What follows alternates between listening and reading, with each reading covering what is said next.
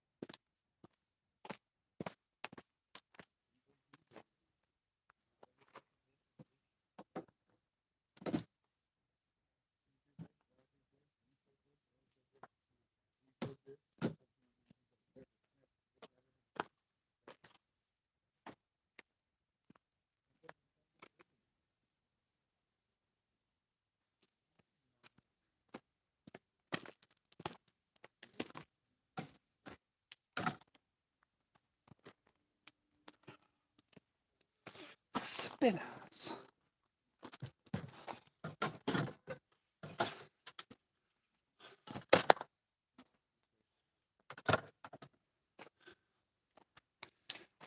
Fifty good.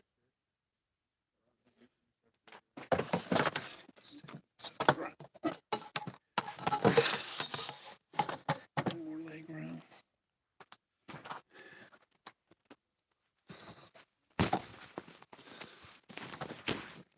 All right, here we go. Good. I think we're pretty good. All right, park the truck. Park the truck.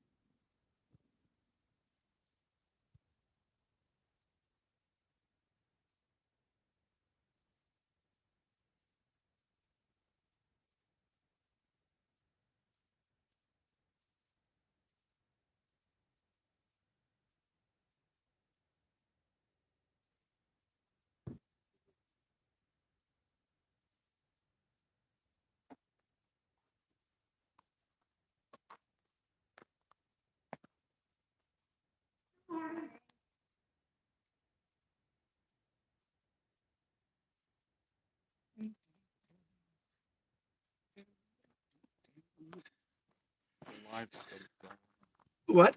Just left your people. Yeah, they know. Oh, we got to launch. They'll be fine. I'm sure they'll be. What is going on? Okay, guys, we gotta fix you. All right, there we go. Fix you. Huh? Well, it was looking down. It was a downer. It was a downer.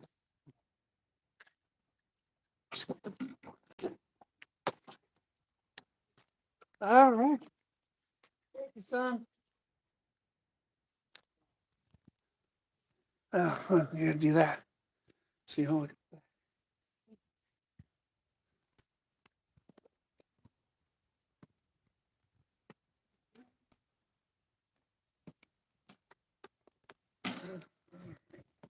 Get the transducer put down.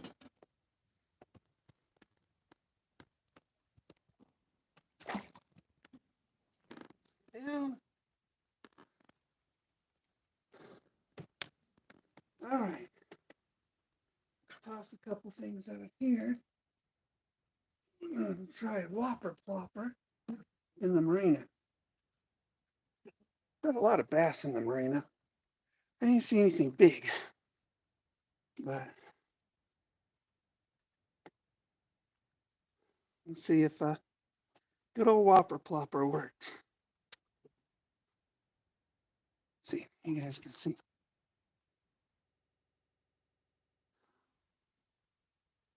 Let's see if we can get a pop. Quick blow up.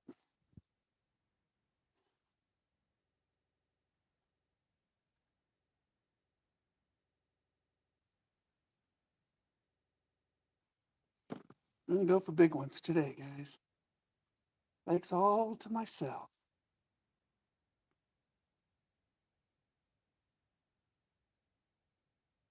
No quick pop here. Try the next marina.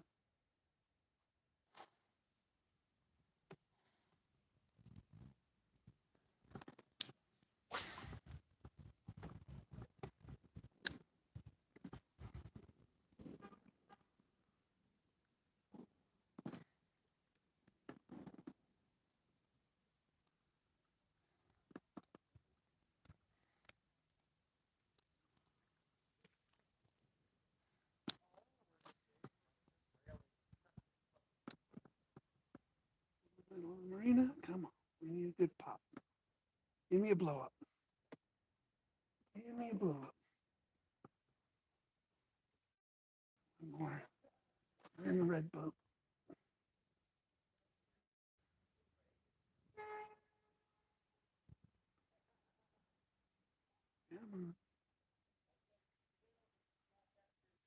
A lot of these are little half pounders or something like that.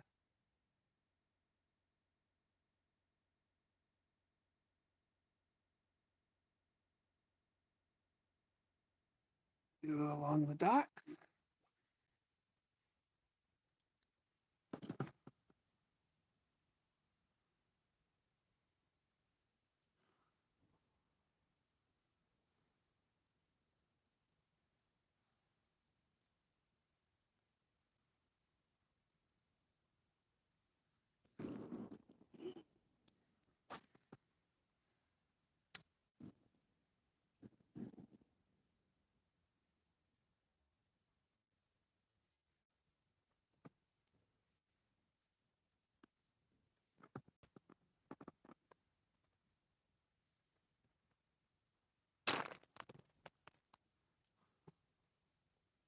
Bring it right along the day use section.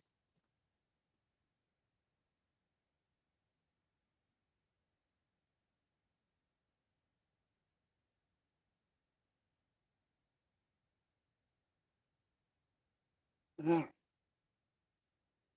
I'm going to troll this a little bit here, right along this dock here, and see what happens. Okay, we're going to break out some big baits today. We're going to go to this lunker section that I have over here that I found. It's got some lunkers. If I'm going to get a personal best, it's going to be over in that spot. So we're gonna do it. We're gonna do it today. We're to get a PB. 2 ounces shy on Friday. One thing about warm water too, as the water gets really, really warm, the fish start to go to the center of the lake a little bit. And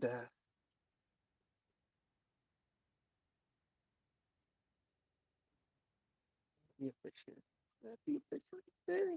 Get it, get it, get it. My goodness.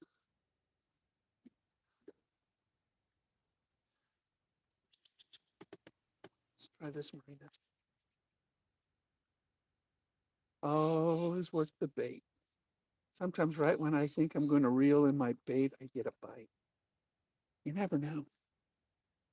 You really don't. That's the beauty of fishing, is you just don't know when it's going to hit. It's real exciting. Really exciting.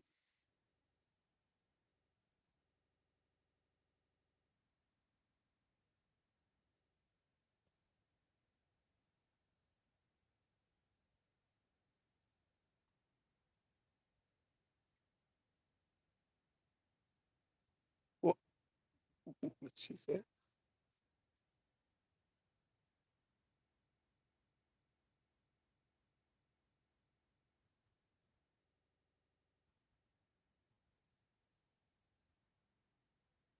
Well, there's nobody on the lake today. Not a trailer, a boat trailer in the parking lot. I think everybody just spent their wad, I guess, over the weekend.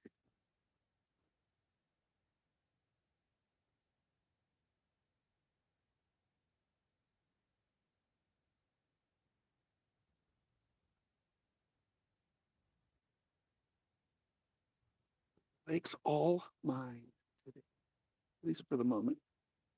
I see one boat out. I said, well, let's put the aspen right.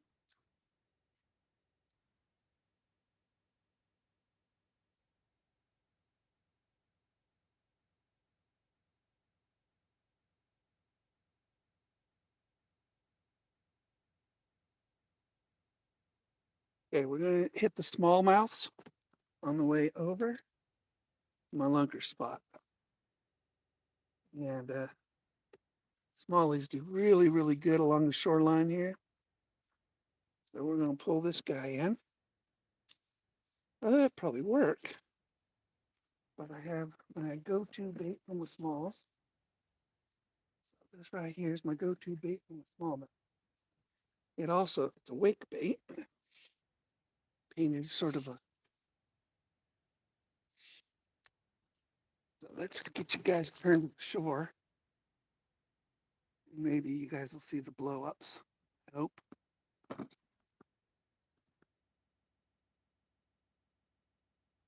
This part of the shore doesn't usually produce as much as we're going to about around the green gazebo. Great spot. Just going to work this shoreline because again, you just, oh, there we go. We got one. We got one. Oh, we lost one. We got one. We lost one. It's that easy. Oh, dang it. This is what happens when you get all excited. You backlash it. Lousy cast. You back.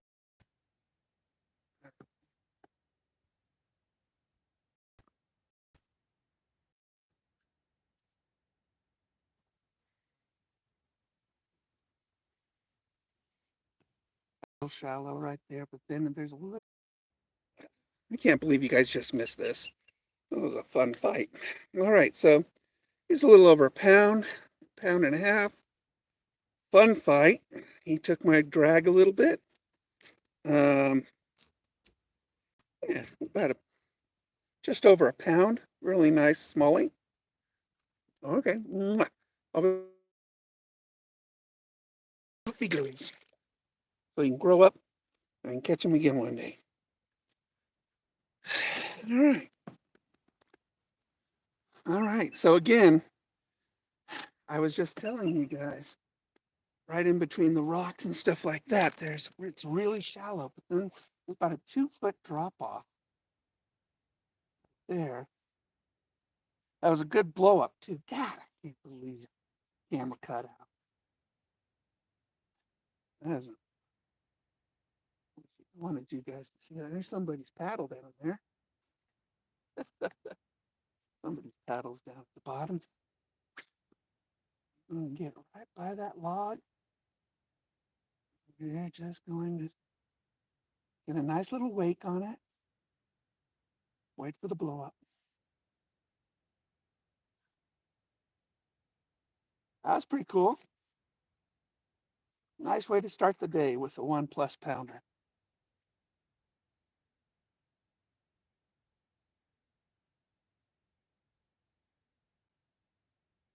Nice way to start the day. Smallmouths fight better than anything.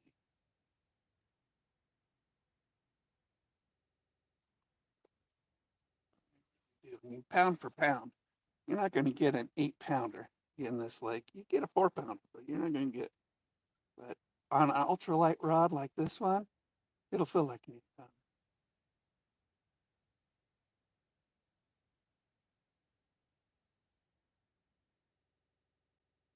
Oh.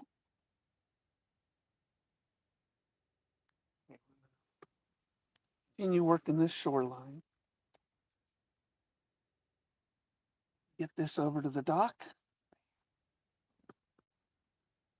And hopefully you guys will see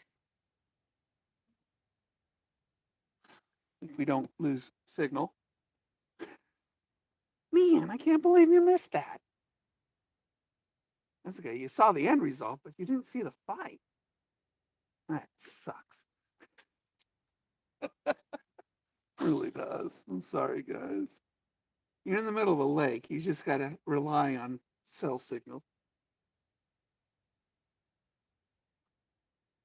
We do have a tower nearby, but I have Verizon because it's the only signal you reliably get on this lake. All this trash in here. Oh my God. People have no respect. There's so much trash at the bottom here. I am not happy about this. People come out here on this dock and they recreate and they just throw their trash in the lake. Oh, nothing will make you madder as a fisherman to see this much disrespect for the environment.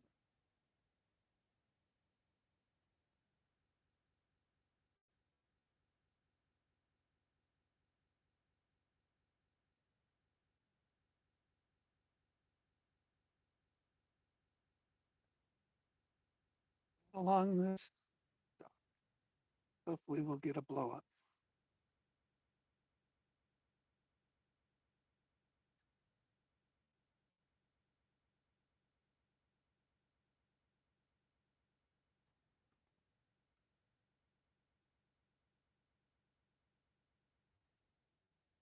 We're going to go into the shallows. You know, they love to ambush in the shallows, and these smallmouths are just so predictable in this lake.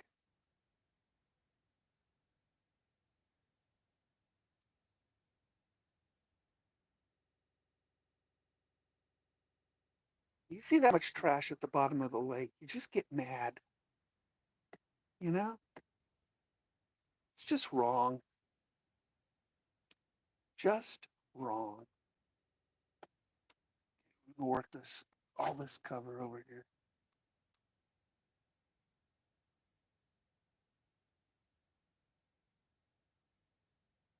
Oh, there we go. We got one. We got another one. God, I hope you guys are online. Little guy. This is a little guy. This is a little guy. All right, there we go. That's a little 1/2 pounder.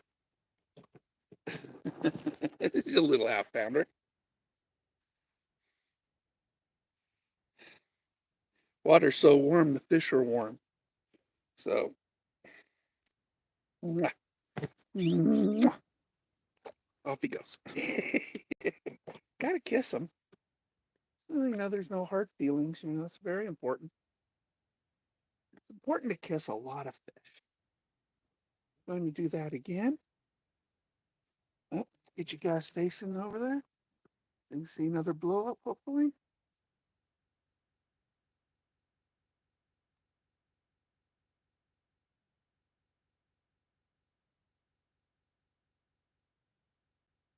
Remember, just make a little bit of a wake on this thing.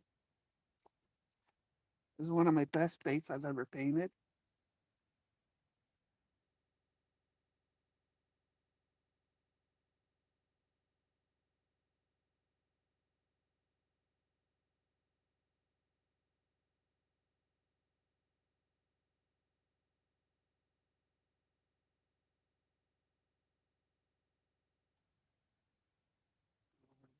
Cover over here.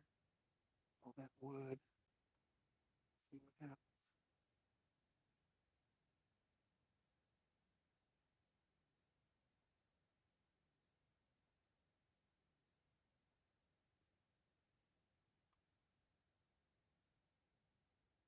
Smallies are hard to see in the water because they're that sort of the same color as the water, and they're really hard to see.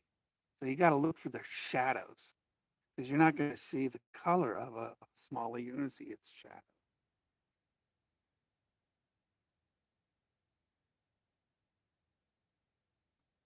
Continue down the shoreline.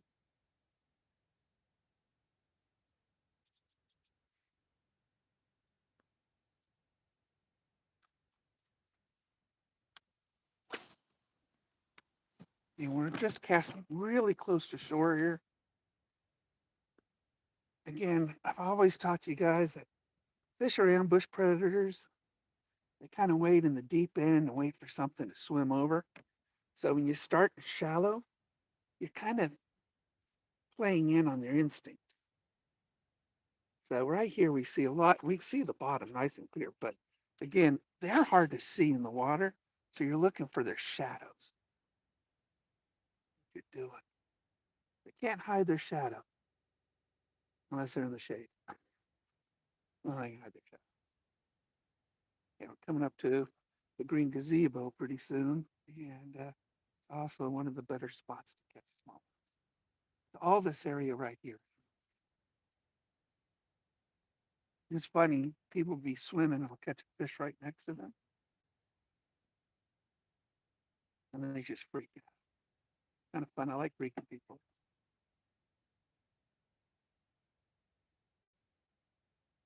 Love to freak them out. Freak it.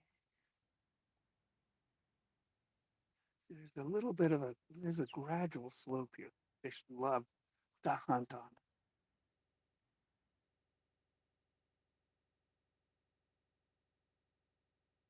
Just working the shoreline right here for smallmouth on the way to my lunkers, the largemouth. Now, you would think nice beach like that, watch. A lot of times you'll catch one right at the really nice beach, a nice clear beach like that. Weird. I guess fish are beach goers too.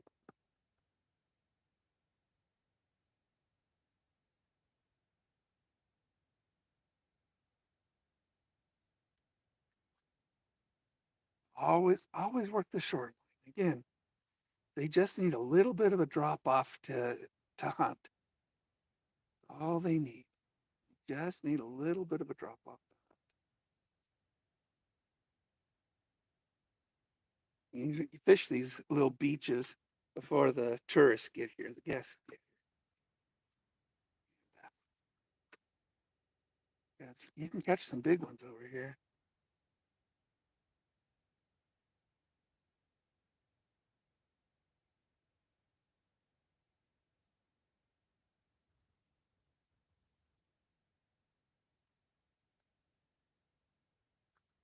Wow, this is the green gazebo.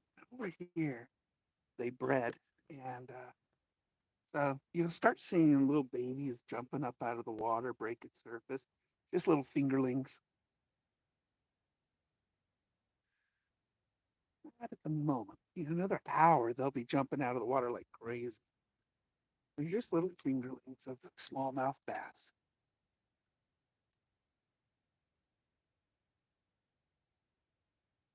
This is one of my favorite spots for smallies.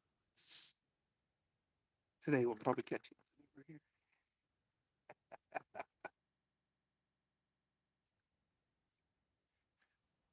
We'll see. Right by the bushes. Come on.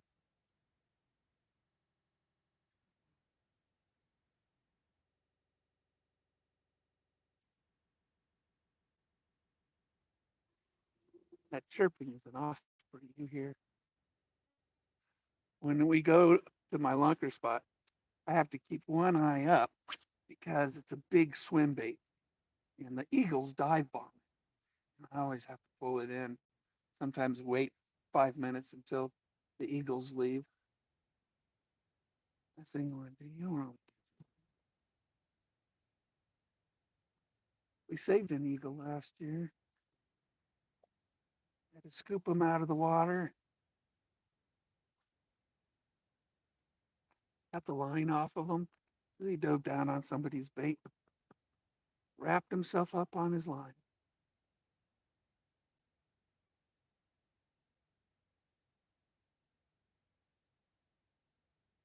I'm here.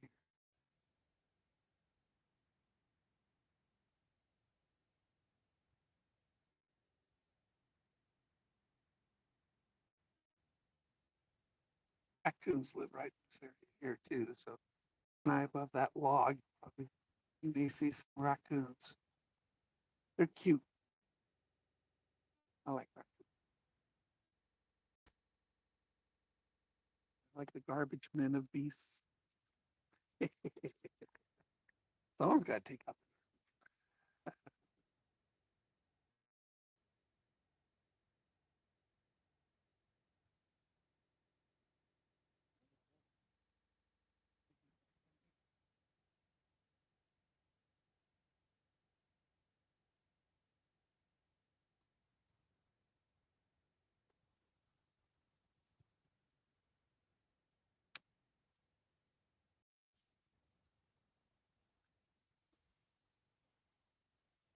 Look at that.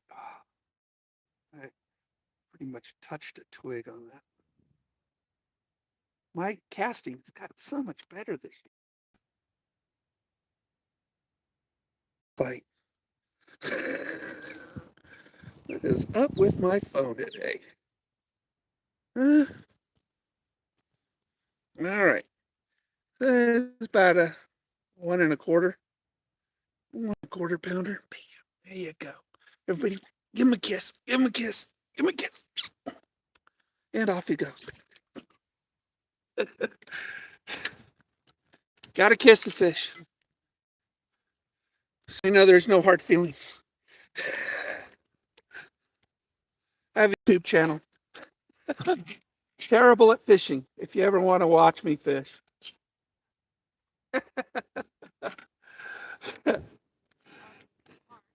Huh? I used to be. Now I teach people who are terrible not be terrible. This is a good smallmouth area. They love hugging the shoreline. All right, guys, let's see.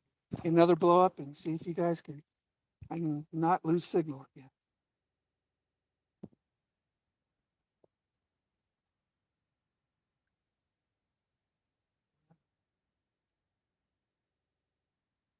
Right next to the log there. Bam, right there, right there. All right, that's where I wanted it. Let's see if it pays off.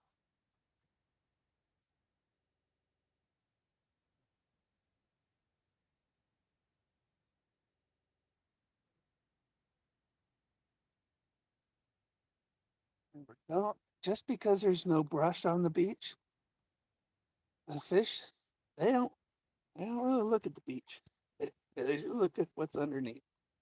So we're gonna continue working this area here. Again, this is about 12 inches, but then it drops to about 3 feet. And we're in 6 feet of water. So we're actually, these are good ambush spots for fish. Again, you catch more fish from a boat than you do from a shorty. So we're kind of feeding on the instinct of jumping up onto a fish.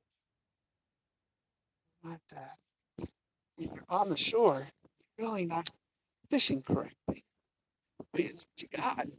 You're gonna catch fish.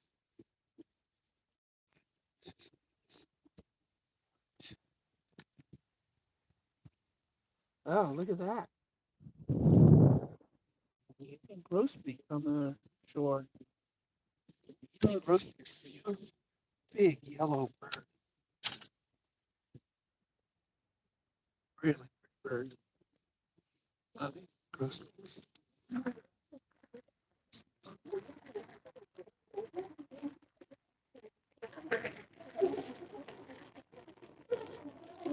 Always try to take in your surroundings too.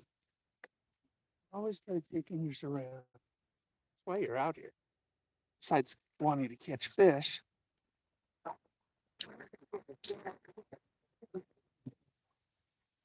really enjoy what God's given us. If you don't believe in God, then just what nature is. But firstly,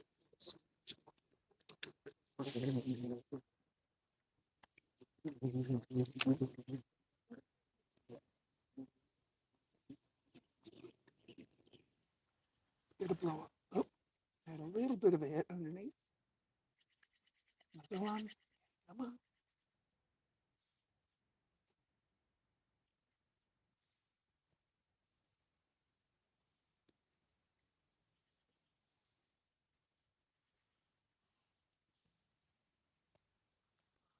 It's not.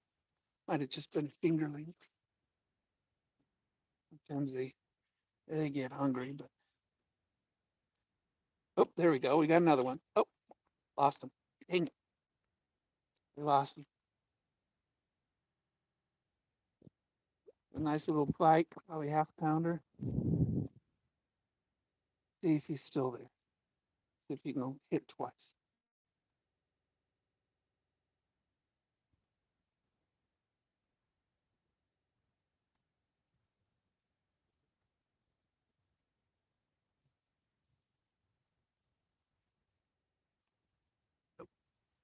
They do smarten up. Like a pass. Yes, get smart. I got all these baits. I every bass fisherman got to have an arsenal of rods, techniques, baits. It's just bass. They get smart. Can't catch the same bass twice. At least that's what I'm.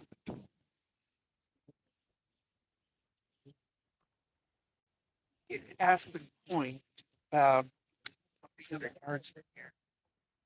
I'm gonna cut across the thing. Good. There's over.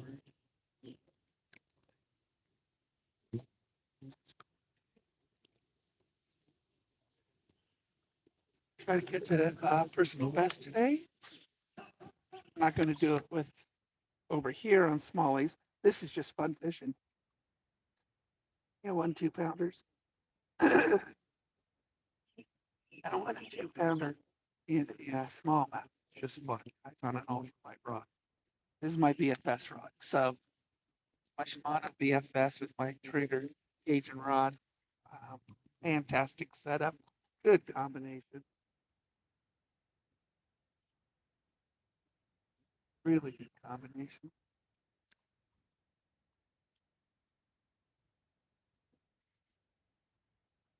If you guys ever see me on the lake, call me over. You want to go fishing? That seat the camera's on. Not fishing. That Kids in that seat. Oh, there we go. We got a nice little blow up. Here we go. Right. Oh, awesome. Just pulling my drag. I went to set the drag and I'm just gonna have to let him take the drag. That was about 1.5 pounds. The way he's pulling on the drag.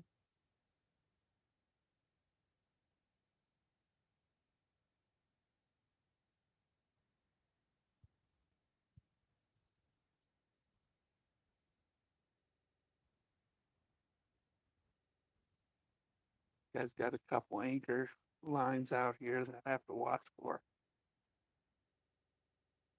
Been here for a week.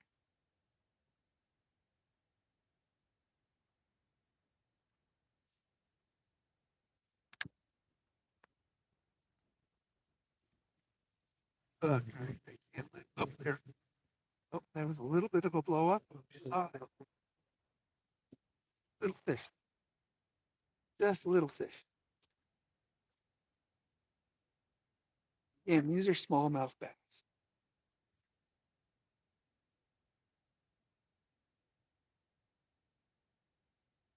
Farther away.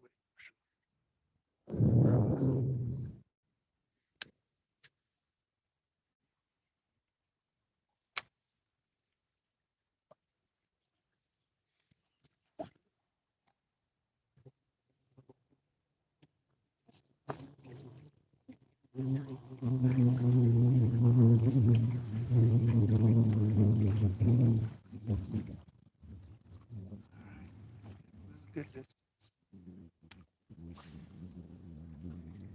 Ooh, lofty.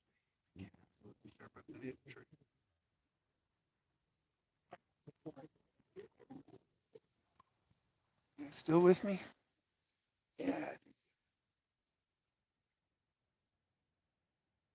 Yeah, not a bad little area. Oh, there we go. Nice. Oh, see, I wasn't paying attention. Dang it. Another nice blow up.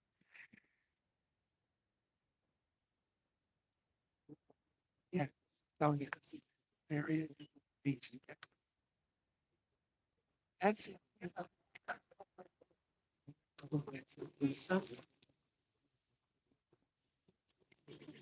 Have to sharpen these hooks. These are good hooks, but I've used this bait so much I may have to just swap out because these hooks are getting a little old.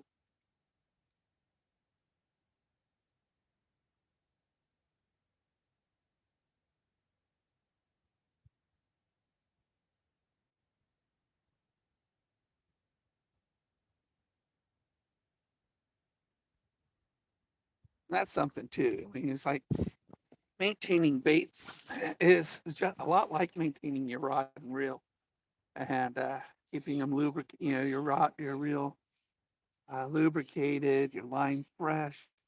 You gotta do the same thing with your hooks on your favorite baits. Um, always examine your hooks, make sure they're not bent, make sure they're not dulling on you. And these are dulling. I know because I'm losing fish on it. Um, so we're using because it's a fun bait. But I keep forgetting to take it off my boat and putting it in my shop and putting new hooks on it. Just keep forgetting. I don't know. Maybe tonight. Maybe tonight. We'll put fresh hooks on it tonight. That's an osprey. And he won't dive on this little bait, but he'll dive on the big bait. So now we're getting into the largemouth area. So this is where they mix smallies and the largemouth. Right.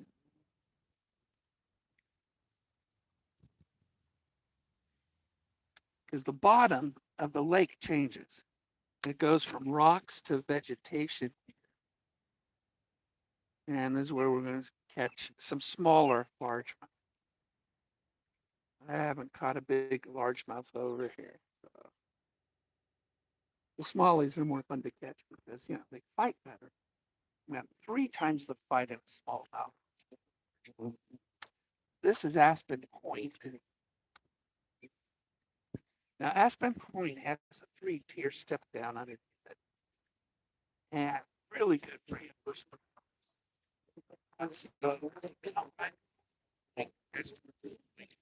Usually, you'll start catching some smaller fish. They're here.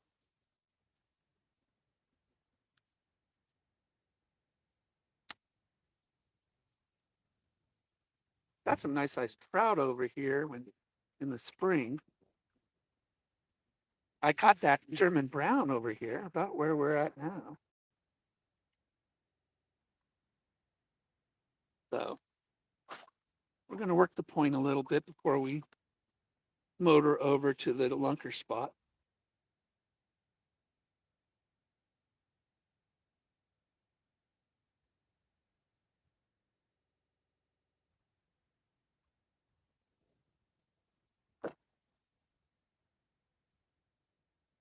We got to put on my beast bait.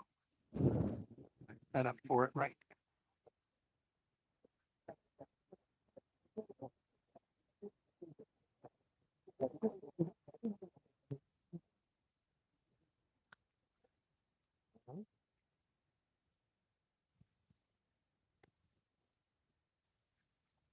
All right, so we're going to set up my big rod with my big bait. I need to replace what I needed. I need to replace those hooks. And we'll get a lot better hookup that way. So we got this nice, really nice. I love the way I painted this one. Uh, Lipless. It's a very nice lipless. So, but now we're going to go with the bait beast. This is my newest bait. It is a 7.5-inch top water weight.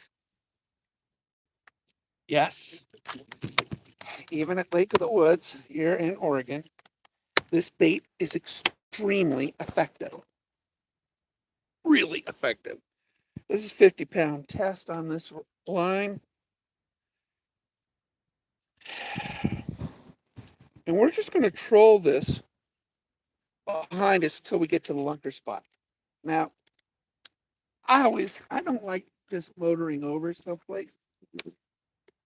I always like to have a line in the water because you just don't know what you're going over. You could be going over the biggest monster in the lake. You just don't know. So right now, my bait is riding on top of the water. We're at 1.2, 1.3 miles an hour, which is like the perfect speed for this particular bait. Sometimes I like to pop it a little bit, give it a little bit of a splash, just to disrupt the surface of the water. But I really want to keep an eye because we're dipping below 1 mile an hour, and I don't have a 2.5 on my trolling motor, which is what you really need. So we're going to feather because we got a little bit of a headwind. I'm pushing my pontoon boat a little bit. So you got to keep an eye on that. Make sure it stays on top and the tail splashes behind it.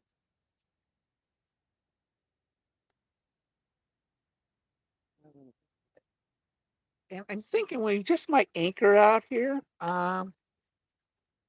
and work the area. I'm thinking maybe some Texas rig craws might do really well too. With some 4-aught hooks. And maybe a nice spinner on one of my rods. So we're just gonna, when we get out to the lunker spot, we're gonna work it. I'll drop anchor. And I'm trolling this. One, it is a very big bait. It's heavy. This is a medium heavy rod. I think it's more on the heavy side. Uh,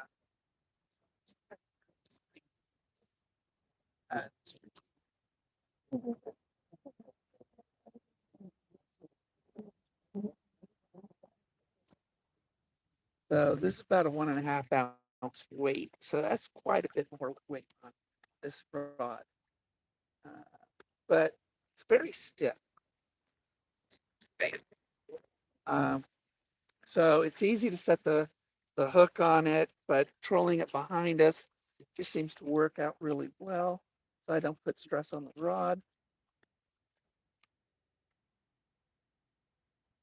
I want to keep us at about 1.2, 1.3 miles an hour.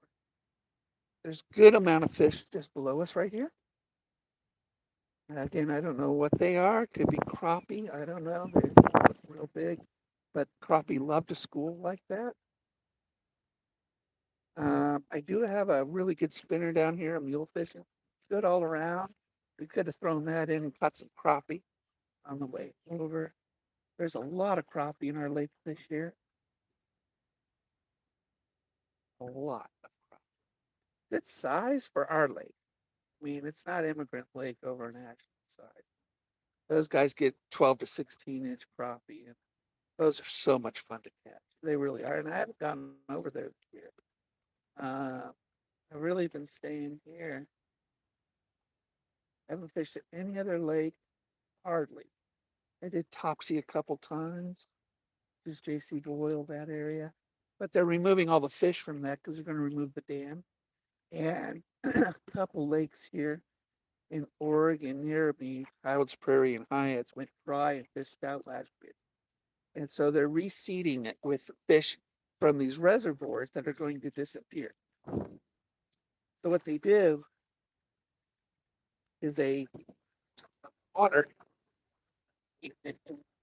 they shock the fish, put them in their tanks, they revive, and they take them over to these other places. Thanks.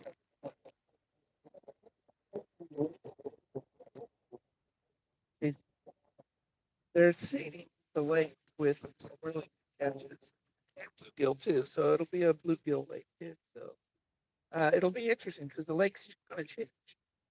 Uh, it's going to change depending on what they put in it. So it'll really be interesting to see in a few years what Howard's Prairie turns into. Uh, there's an eagle. He's hunting up there.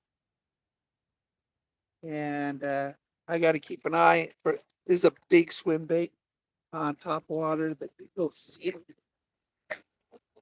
Ospreys will just dive down on it. Fortunately, if I reel in fast, it'll dive to about 2 feet. And I can discourage the eagle from hitting my bait. Uh,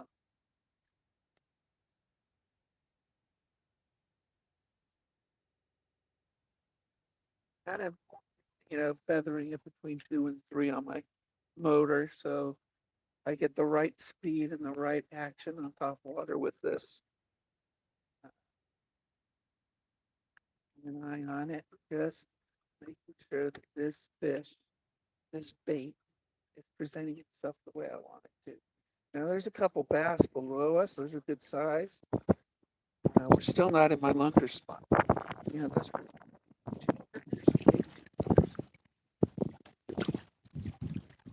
see if one hits. Because I've been catching 1.5 pounders on top with this bait. So you just don't know what's going to hit it.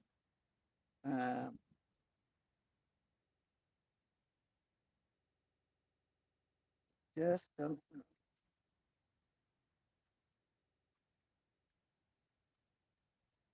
And when you see the blow up, let him bite it.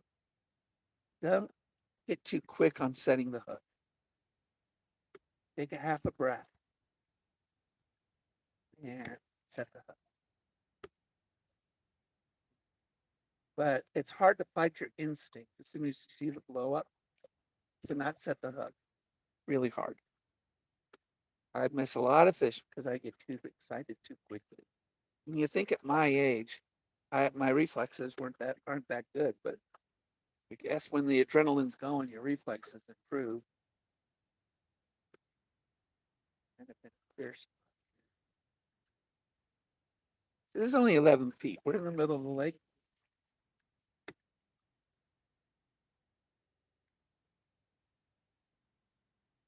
We're in the middle of the lake right now. We want to get about 2/3 the way over.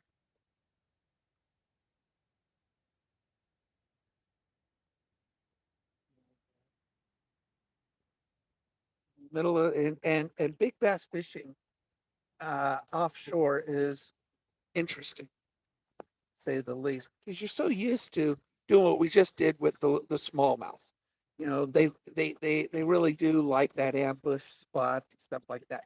But we're going to get into some nice vegetation out here, and that gives these bass an ambush advantage. Is the vegetation. Have you ever heard the term where there's grass, there's bass? Well, what they mean is large um, spotted bass, large puffins. But smallies love this, and they love stair step shoreline. The water is 71 degrees, believe it or not, 72, 71, 71 right now, and which is pretty darn warm for this time in the morning. Water will get to about 74, 75 degrees today, and the top water hits are just so much fun. Um, Again, what I really want to work this area, I want a personal best. I mean, being 2 ounces away from my personal best on Friday really annoyed me a little bit, but I was still excited. I mean, it was this big bucket mouth. If you go to my Facebook page, you'll see pictures of it. Uh,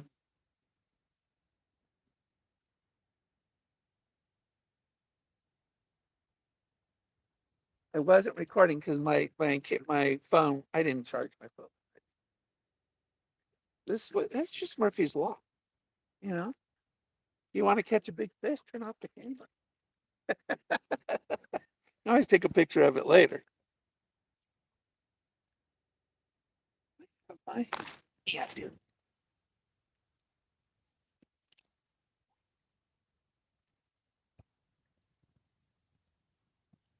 It's a nice stiffer headwind right now, which allows me to keep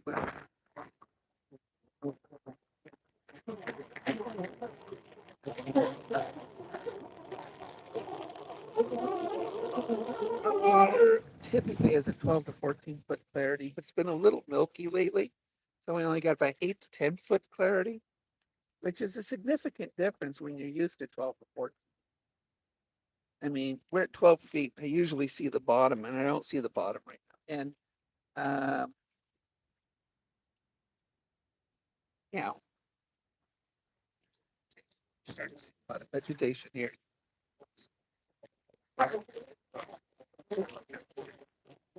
Really, really good thing. So we need to jump up like a little bit. Working. We're coming into my spot.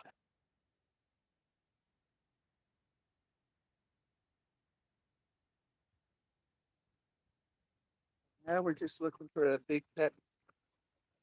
We can get a longer. Again, this is a big, big thing, and we're going to use bigger baits. See what we can do. Still not there. Coming into the area.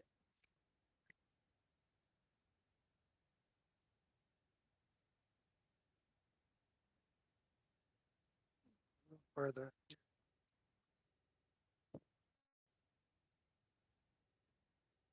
Wish our lake was a little clearer. I don't know what's causing it to be so milky. This lake is fed by underground spring. And I think we're getting a little, maybe some runoff from Rainbow Creek up here. Right Creek. So, right. Had a lot of runoff this year. Oop. I get for not looking. Felt it. Felt it. You guys see the blow?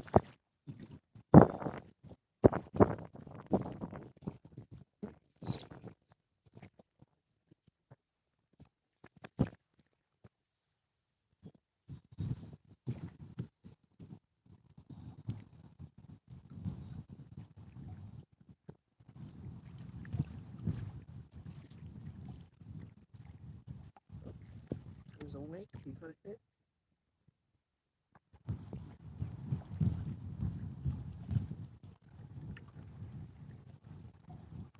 Sometimes you'll see a wake right before the blow up.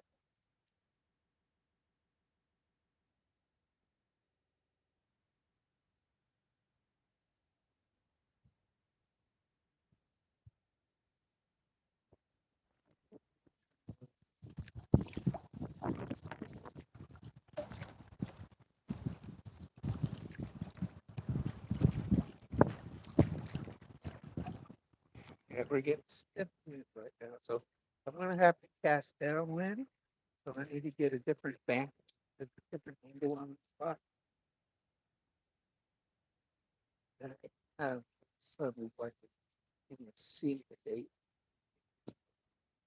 I always speed up do it.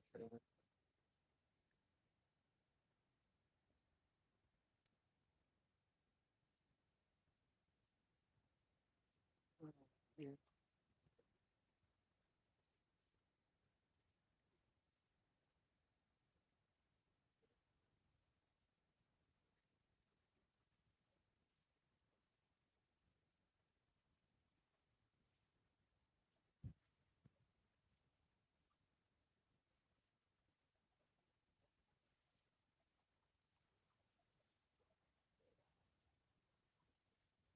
Hey, should be. See the vegetation. That's not good.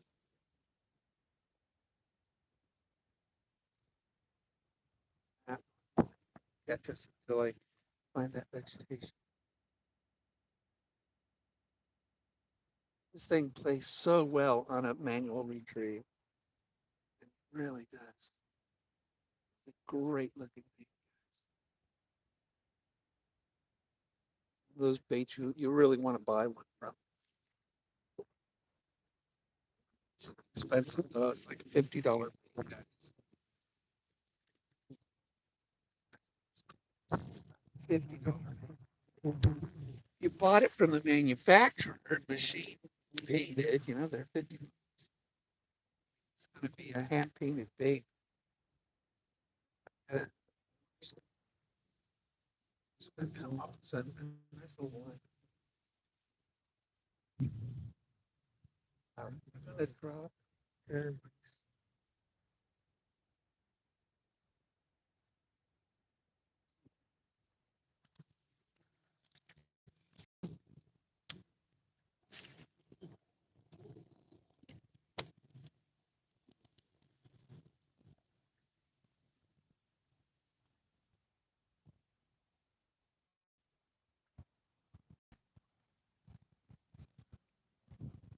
Still not seeing the vegetation.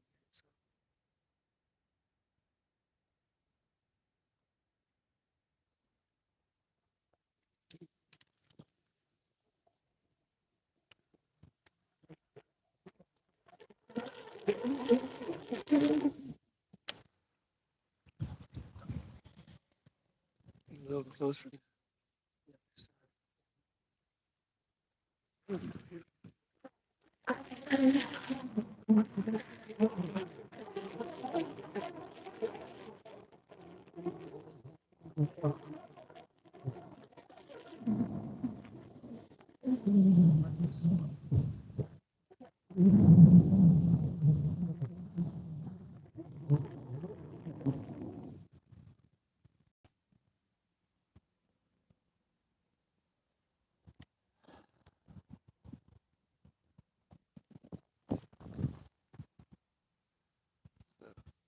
Nice thing about having a nice fish finder too, it's got GPS and you can set waypoints.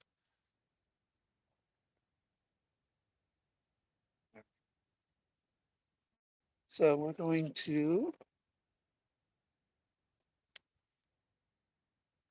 set anchor. And then we're going to sort of work this area here and see what we can do. Right?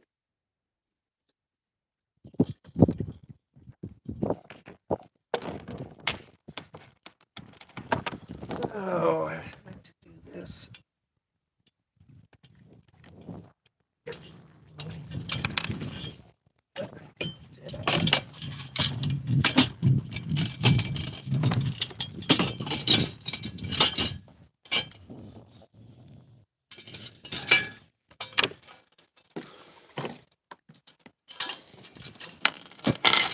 My anchor rope is all wound up. I should have. Was going to do it yesterday, but I forgot. That's what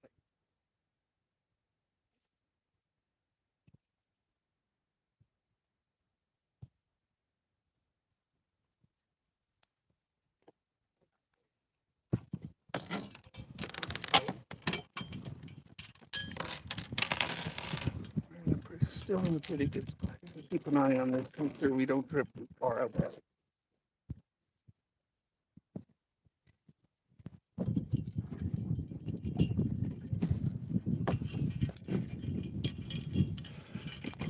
It's not like it's knotted up. It's just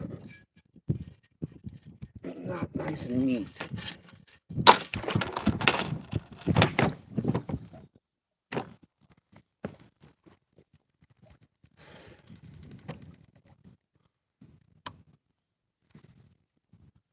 Only 13.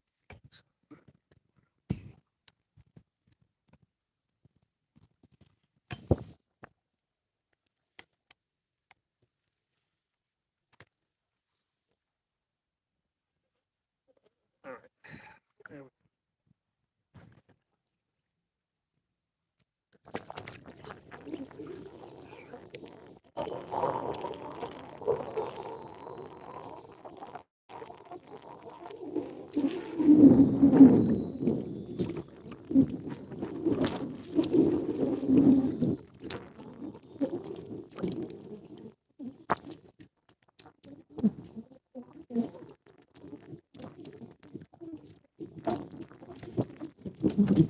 want to tangle up something then.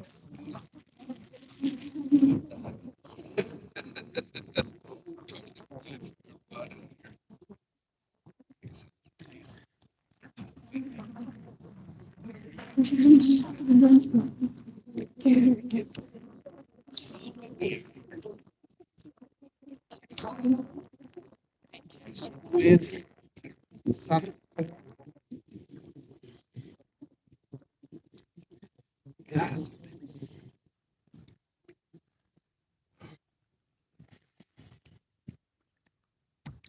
It's going to be a windy day. Anchor's going to be used a lot.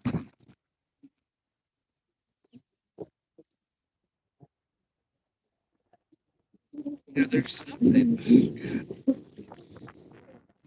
Okay, CPF plastics.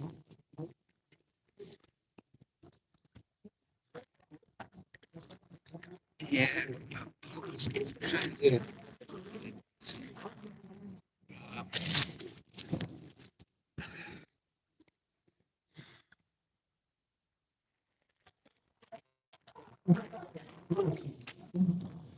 Cut this off. Jigs.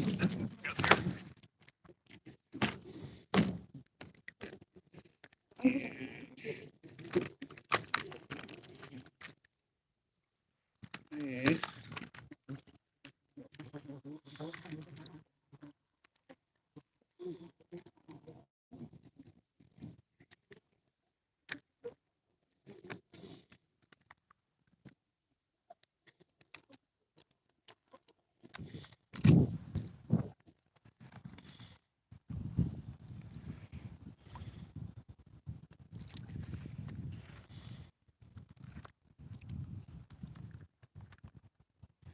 Looking for a specific jig.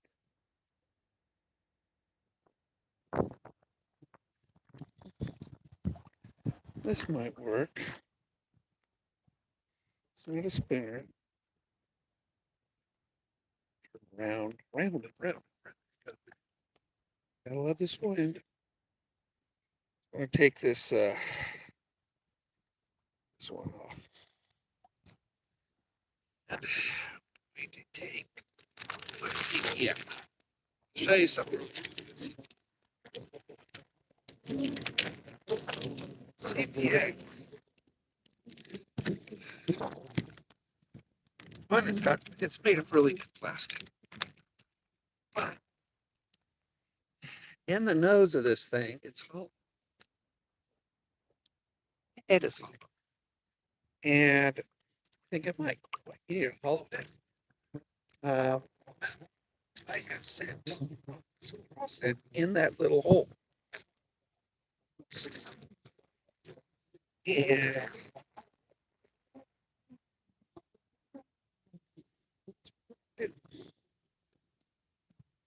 so take some of this cross in. That's garlic. I have garlic and both work really well, but go since it's a craw, we're gonna use cross scent.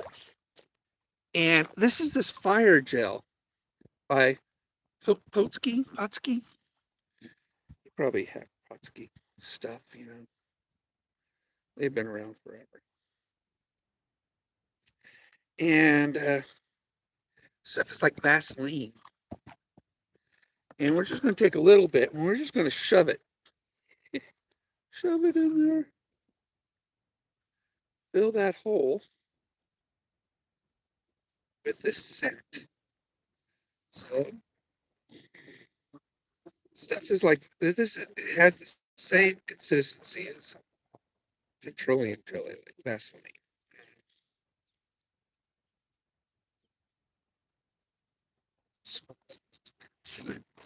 All right, so I'm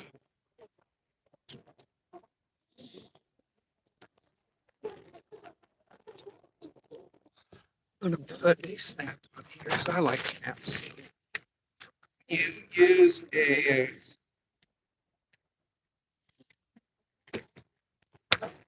spinner, you can't use a snap. There are certain things. I always got this tying one knot, tying another is no big deal, right? My preferred knot is a what I call my paranoid Palomar knot. So you tie a Palomar knot just like you would any other Palomar knot.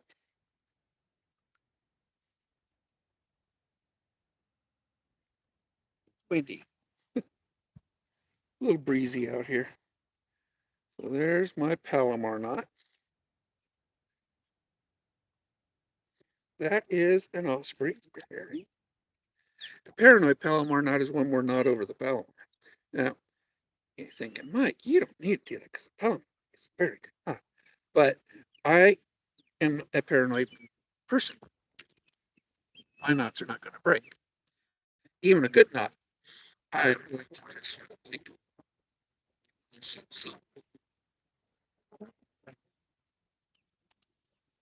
All right. All right. So got this jig. Oh, so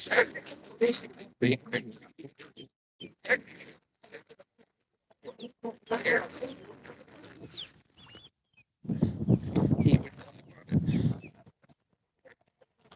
oh,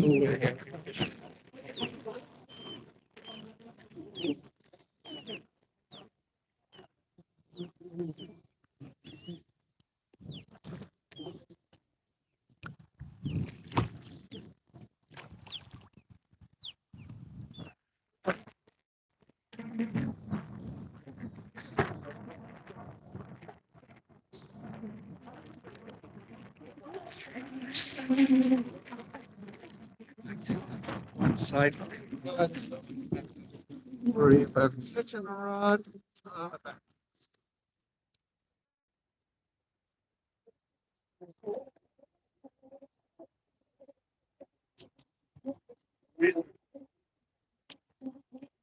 Two beats, Buffy.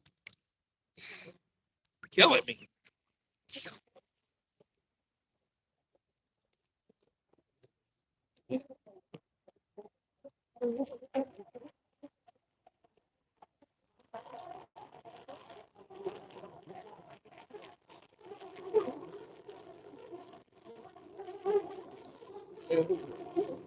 Fishing a jig is different.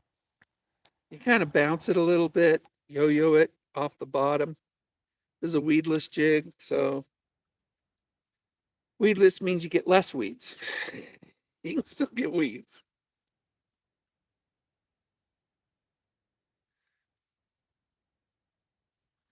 When these eagles leave, and they're diving around me, we'll throw the top water out there.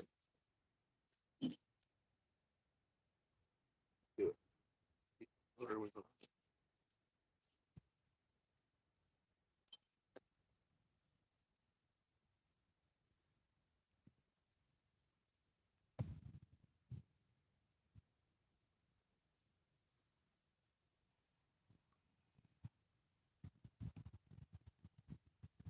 From silent. You have a one, and you're just pivoting.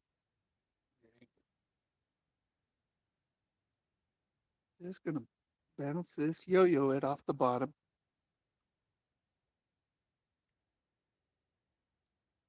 Good craw. It's got good scent, lots of scent. It's a good jig. Like I said, this company, CPF,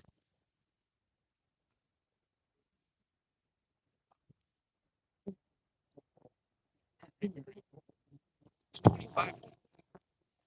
Buy the bulk, just really enough.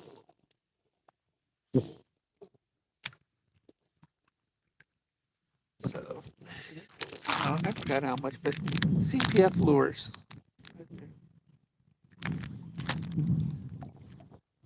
Give them a try. You're only gonna be up 10 or 15 bucks. Usually have a special for first time.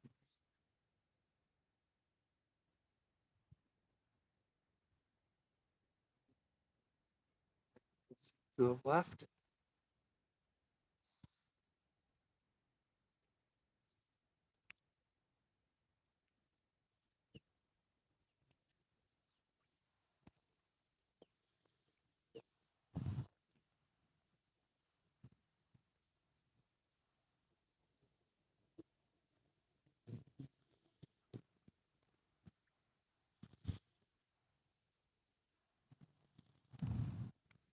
This is 20-pound test on this particular. Uh, I only use Power Pro 4-strand for my braid now. I've tried so many braids.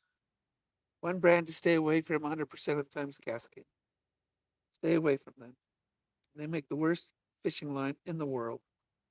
No matter what they claim, they suck. Power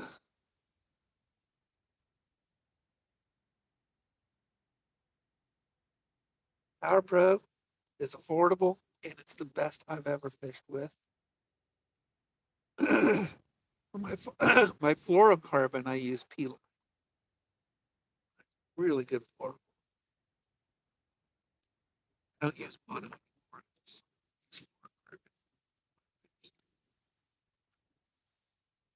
You try to use a cascade fluoro, things that's so much memory. Just trying to use it will drive you crazy.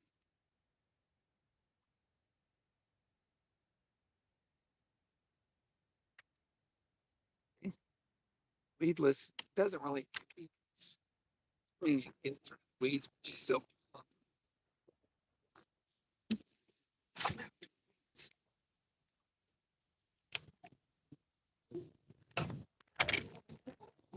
You love this reel.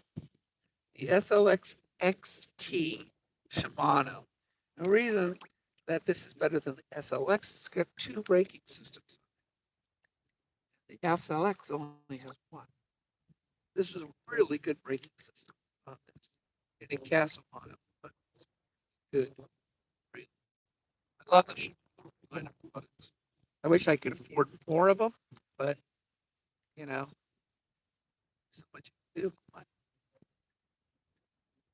And the most expensive are like the DFS and Shimano.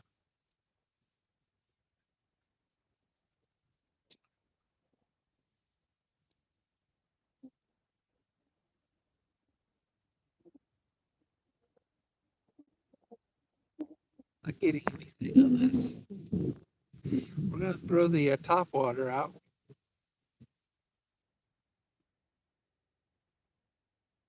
So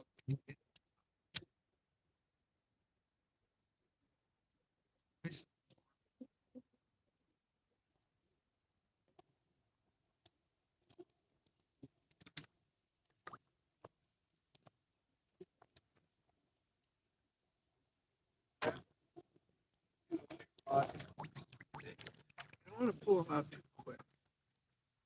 I might catch another rod and throw it in the water. You're not gonna eat one. Definitely not. I have a dry bag in the car.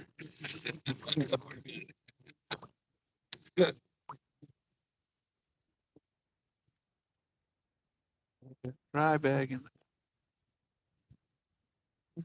so you guys can see.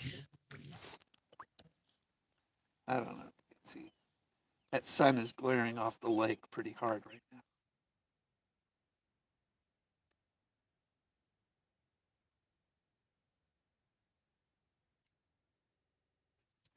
Ear out and eye out for those eagles. They'll dive on this baby. They've done it too many times. Then I start yelling at them as if they understand English. I don't think you can reason with an eagle, but I try. I try reason.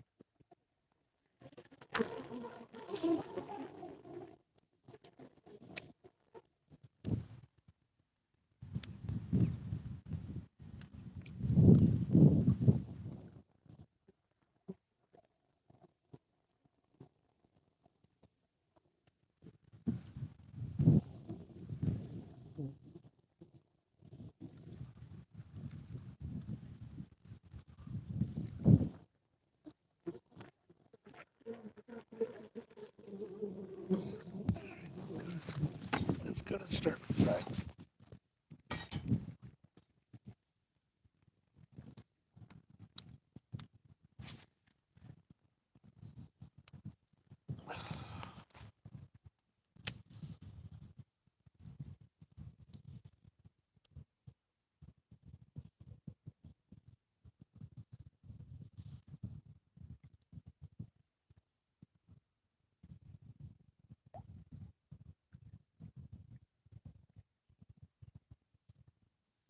Try to get a few boats out here.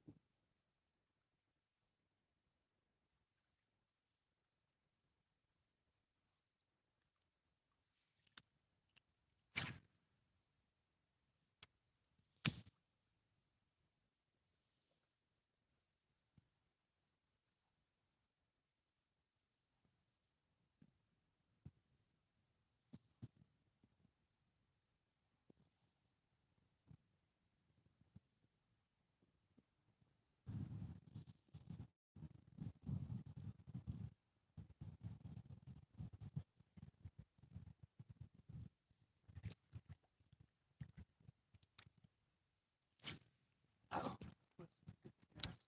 always cast. Always work the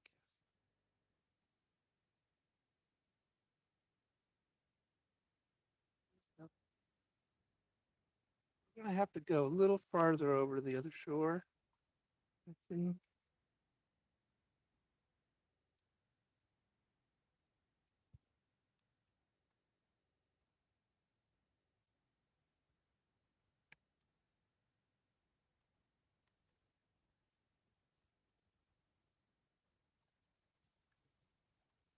By the way, always put an anchor chain on your anchor. It makes the anchor bite into the ground, and it will make an anchor work.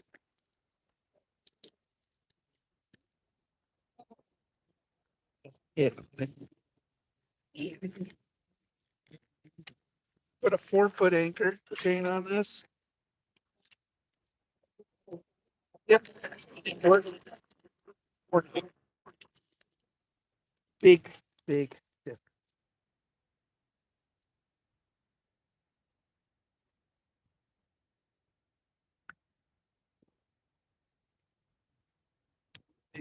All right. Got an eagle, a bald eagle.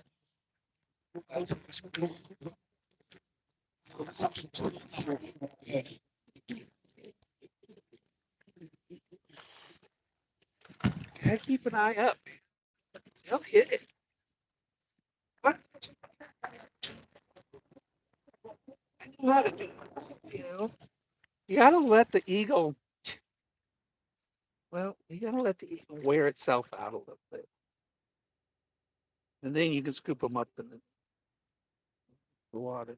See, I got an eagle here, eagle over here. We have about 14 of these osprey in this lake, let alone a couple pairs of bald eagles. Just gotta keep an eye. This bait looks so good on top. It looks, I know, hit it.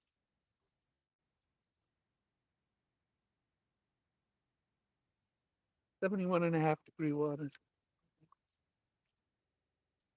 Surface tip. Really good temp for top water fishing.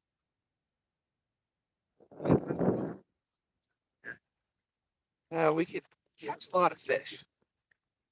Like we were catching earlier, working the shore a lot. Catch this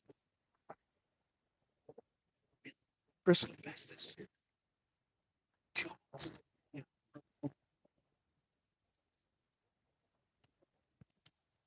Oh, okay. We got an osprey off our port side. I don't think he's seen my bait yet.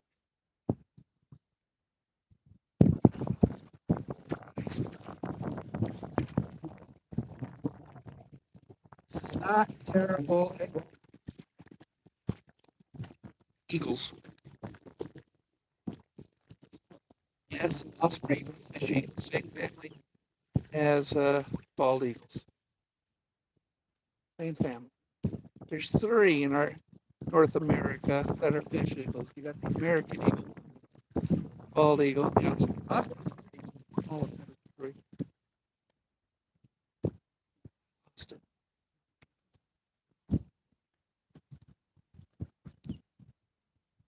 Right here.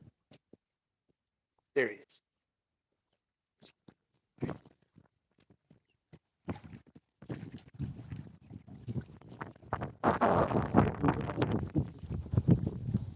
Try the lily pads. There's typically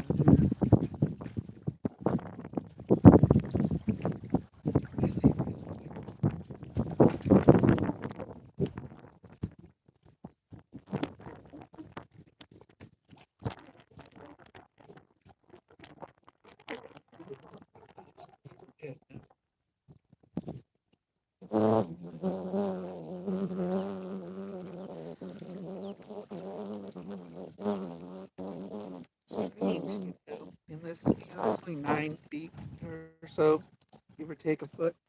And, the ospreys are out here hunting because there's fish. But the bottom,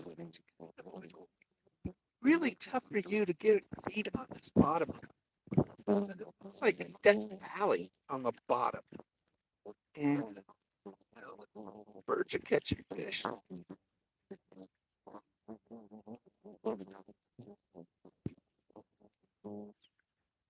I just gotta keep an eye on these birds.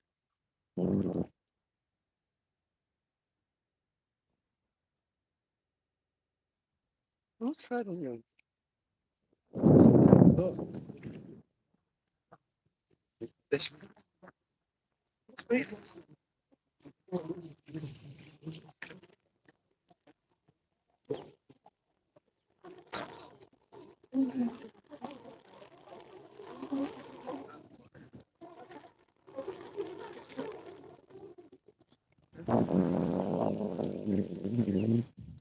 over by the Boy Scouts here. That is really bad.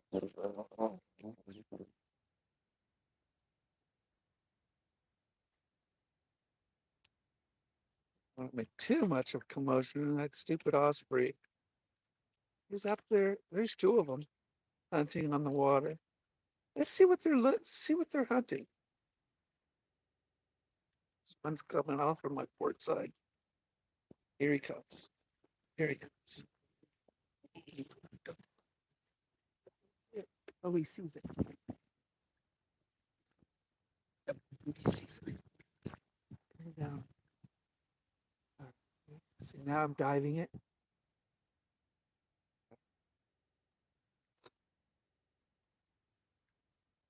You want to catch an eagle, man.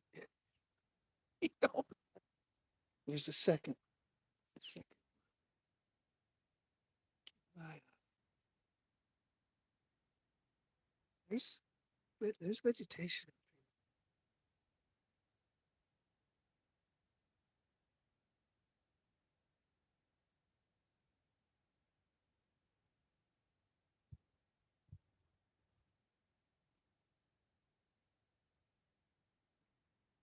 It's hard to watch your bait and watch the sky at the same time. Really hard.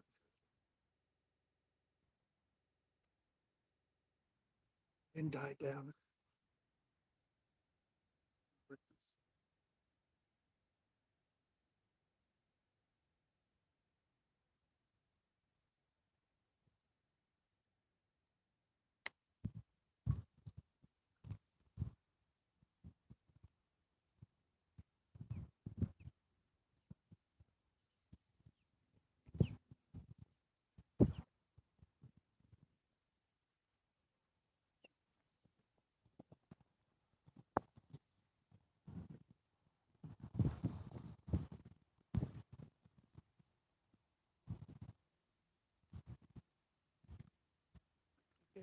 Decent vegetation.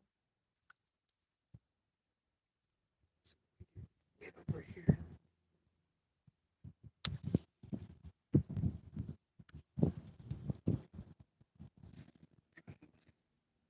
To attract more birds. 9 feet of water. Seeing fish.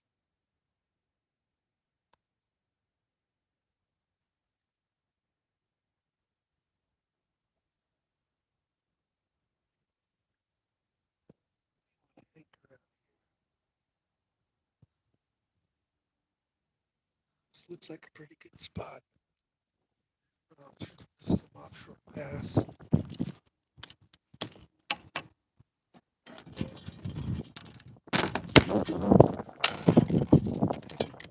Don't want to lose that.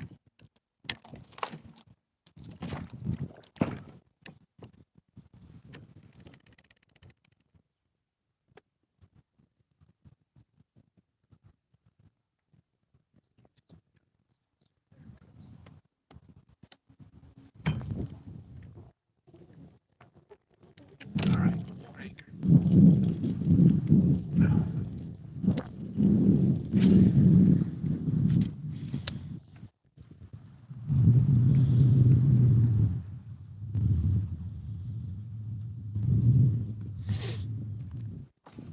And we're gonna fish off starboard side for a bit. There's a bald eagle. He's coming out. He's big. That's a mature one.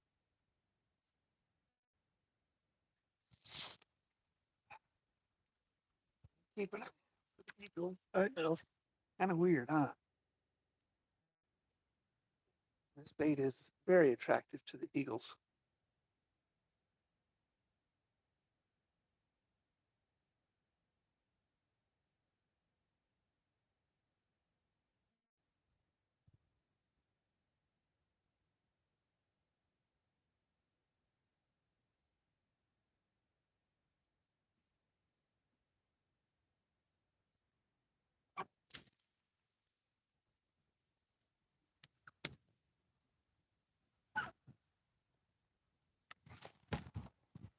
Try to keep you guys in frame.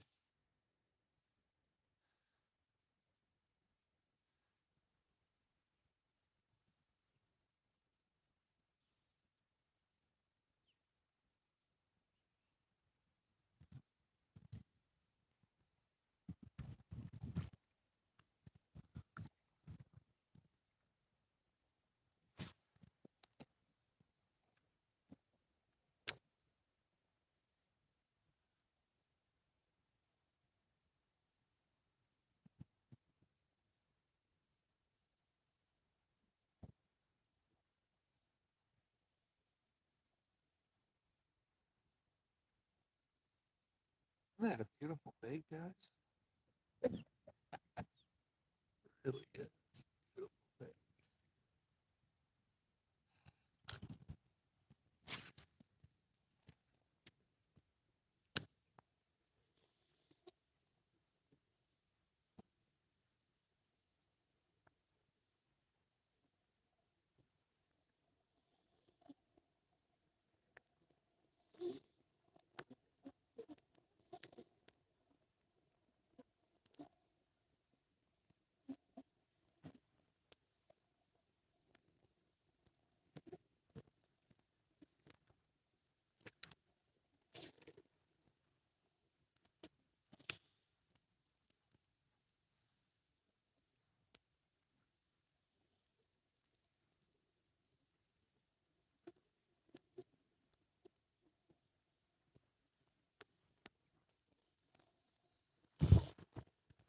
Hear that wind? And this lake gets really bad. Some days gets really, really bad. It'll white cap. Well, it almost killed me last year. So, and it can do it. Ooh,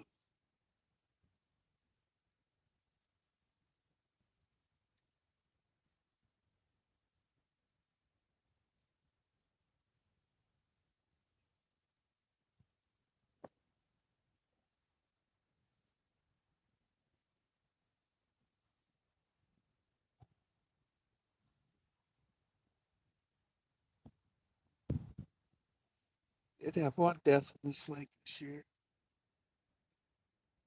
Nobody quite understands why he died. He drowned. 17-year-old athlete. Some think he may have had a seizure in the water.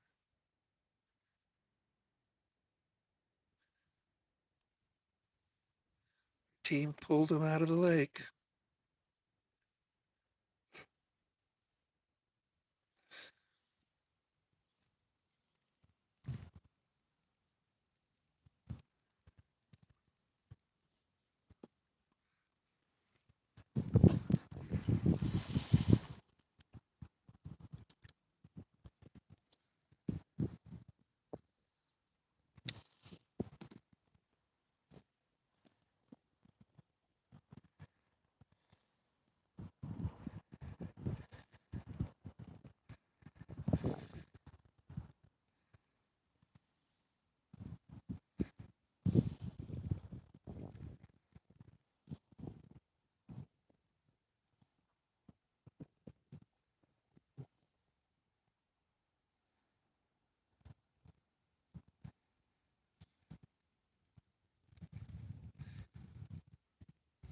Sure is a pretty day, though. I'll take it with the wind. I don't care.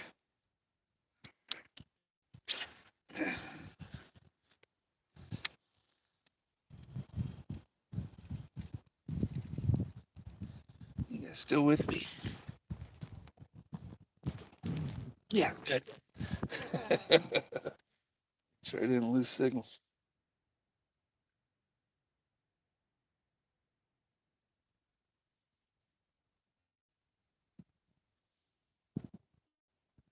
We could try a glide bait.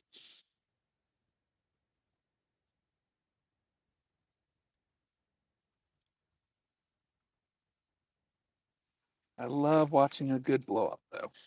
All right. Going to switch this bait over a little bit. Sorry, guys, make you dizzy.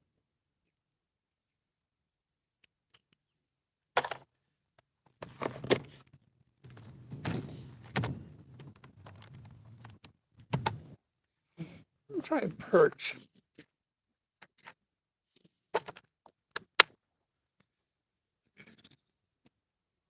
Yeah.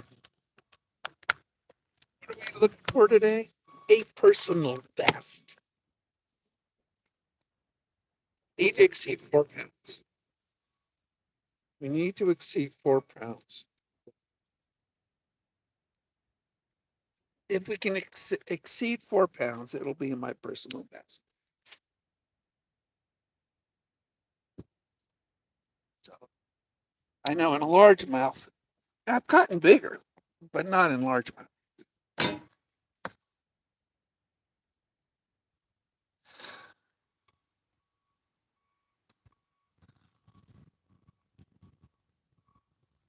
do have good vegetation, but it's like the vegetation's a little dry. That sounds weird, but it's brown.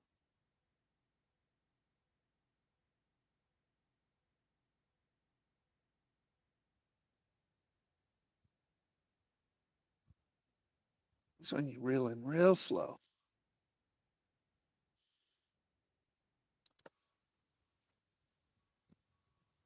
Because it's got a square bill on it.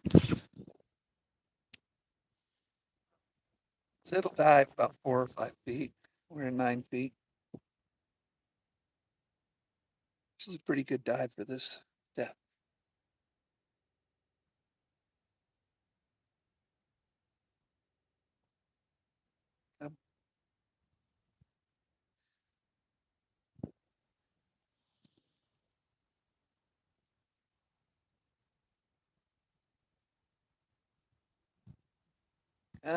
You can do it.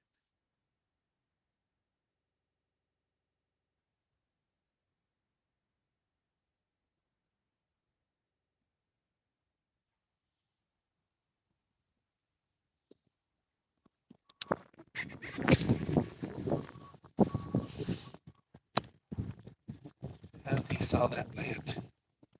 That's it. There's an eagle right there. He's looking. He's looking. That's an osprey. He's looking. Stay away. Stay away, buddy. It's not real. Fake. Just looks so good because of the paint job.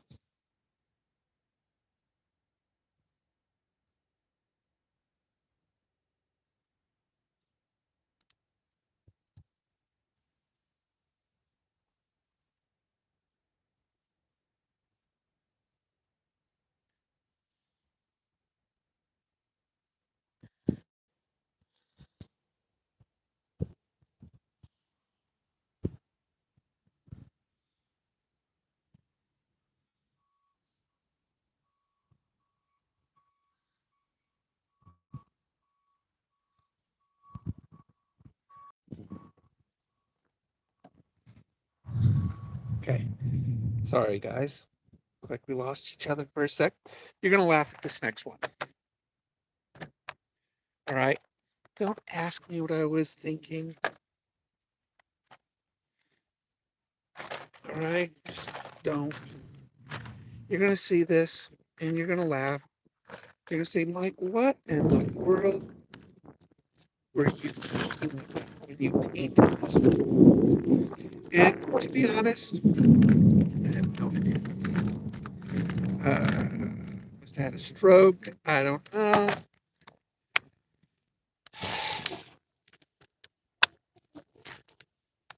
I know you're not seeing it just yet. This is the ugliest bait you will ever see. And I painted it because the colors. But it's ugly. All right. Are you ready? That is about as ugly as it gets for a bait. Now, the colors work on other baits. But we're just going to catch up my PB on this thing. I just was if you catch them on it. This is the ugliest thing I ever painted. I mean, on purpose, I painted it ugly. I painted it ugly on purpose. I mean, there was a lot of work done on this paint. See,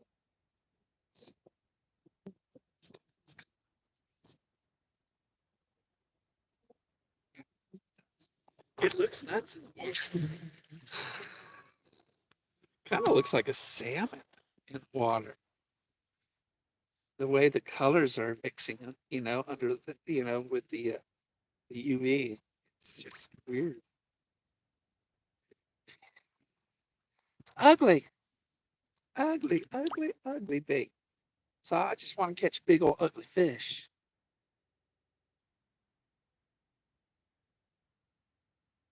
It's it's it's very bright in the water.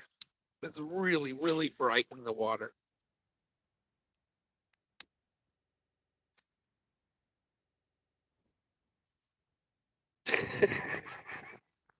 I know.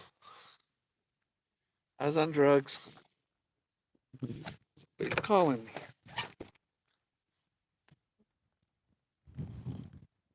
Oh, spammer.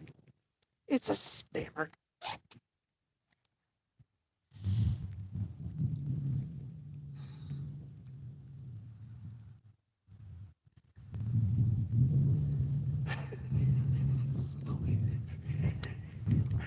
Oh my God, this is such an ugly bait.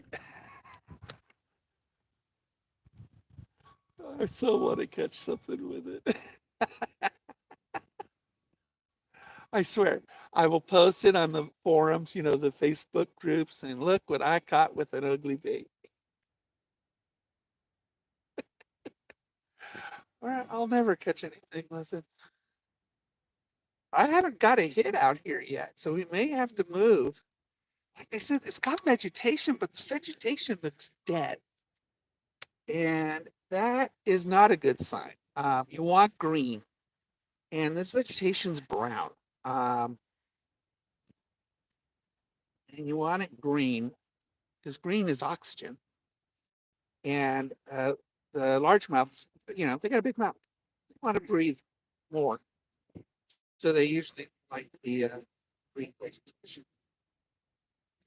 Pull this in, pull up. We are going to move just in between the buoys right there. There's two.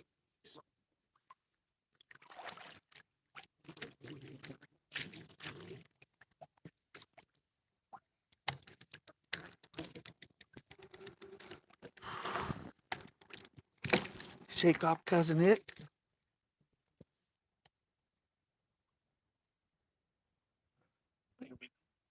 We should have a clean anchor. We do. All right.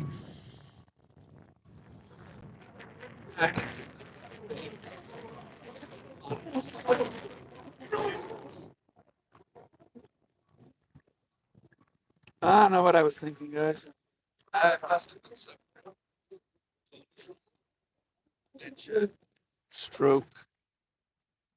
This is what you do when you're not in your right mind. Pink, yellow, orange, gray.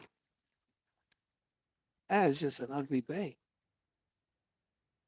It's just ugly. I mean, a person would buy this bait just because of its ET value. It's so ugly. It could be cute. I don't know.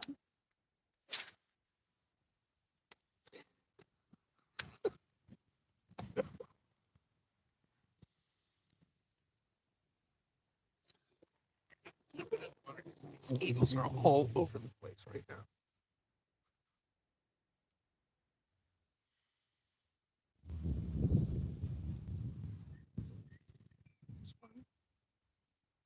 See. Go away. Or land on the boat and just watch. I did save one of these eagles. I just don't know which one it is.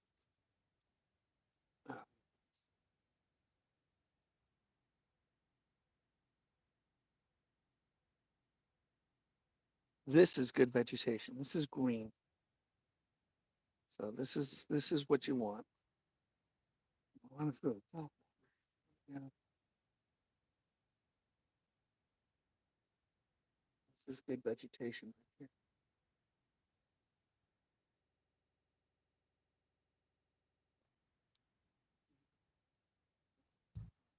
I'm gonna anchor it right here because it's good stuff.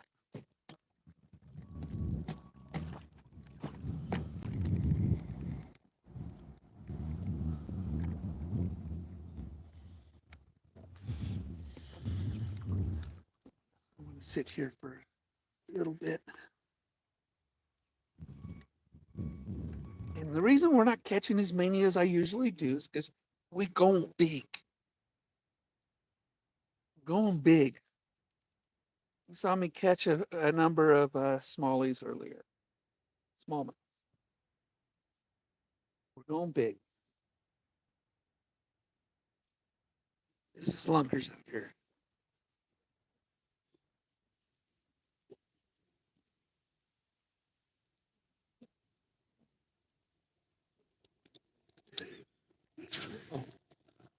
I really want this bait to catch them. I really do. Because I just wanted to see how bad I can paint a design. I painted the ugliest thing I could possibly do. Let's see it. Oh my gosh.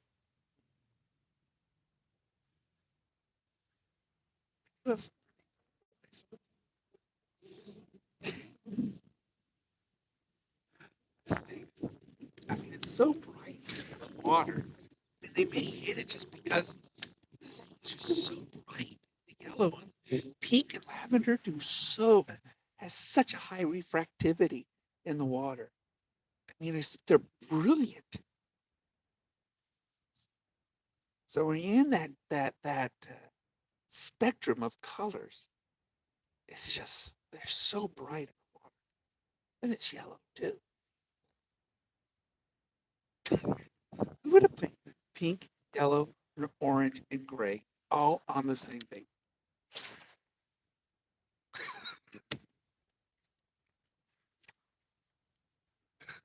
Nobody. Some mentally defective bait maker is what it is.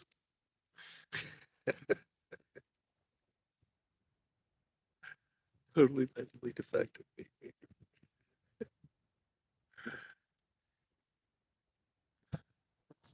Ugliest bait on earth.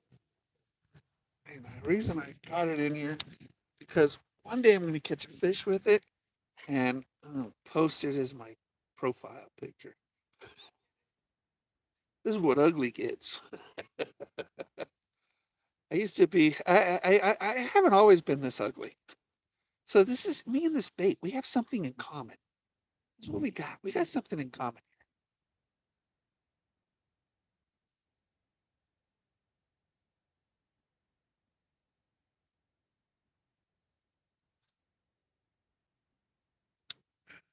Overcast.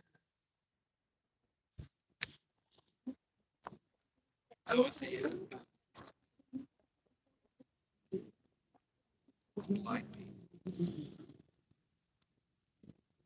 Hello. I don't have eagles. We might go back to the top one.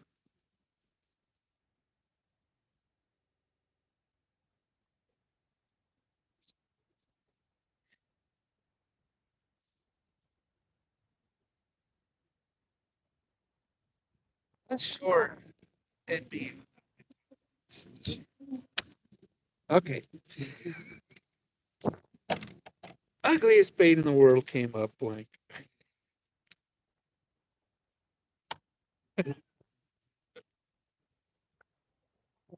I've got a lot of fish.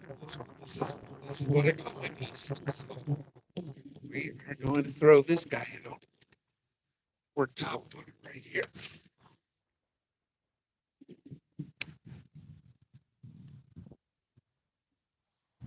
Try to avoid eagles. No, I don't have any eagles.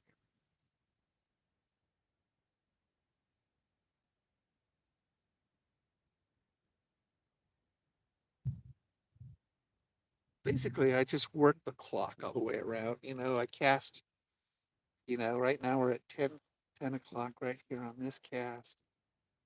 We go to 12, 2, 4, 6, 8, 10, 7. Just sort of work all the way around the boat with a radius. See what we can do.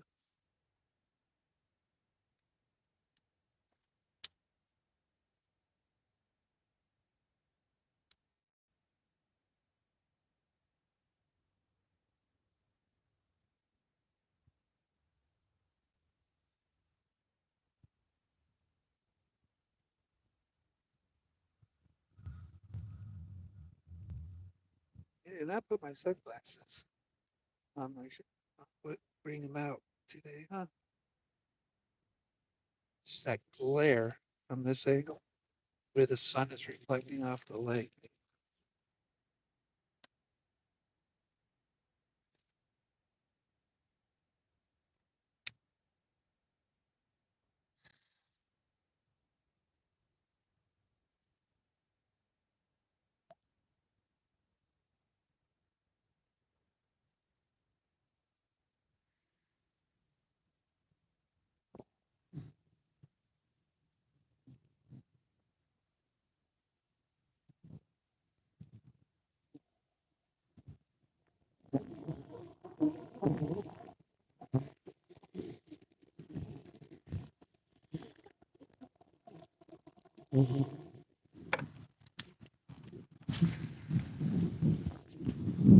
Yeah, we're just working around the radius right now. Seeing if there's anything over. I know there's got to be some stuff out here. It's just a matter of attracting it. We got 71.5-degree water right out here. That's good top water. Could do it. Try a spook or something like that. This rod is a little heavy for a spook. I have to go to my meeting.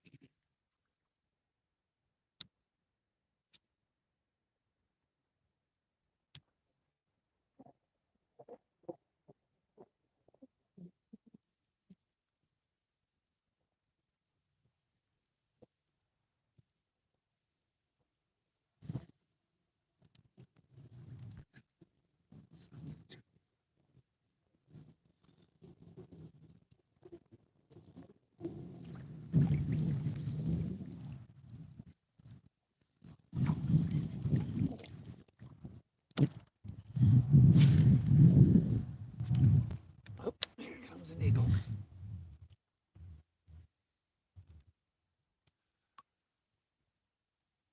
It's right overhead right now. Mature osprey. Just got to keep an eye on him. This is when I get a blow up and I can't see it. I'm looking up instead of looking down. It flew by.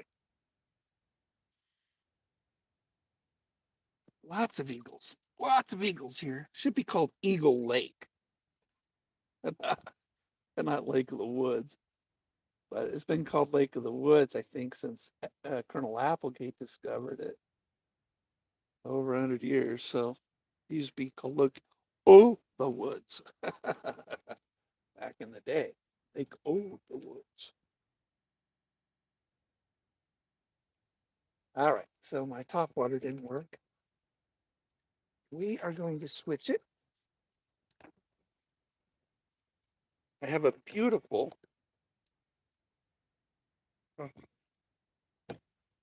it's the ugliest bait on earth. Not this one. Oh, you know what?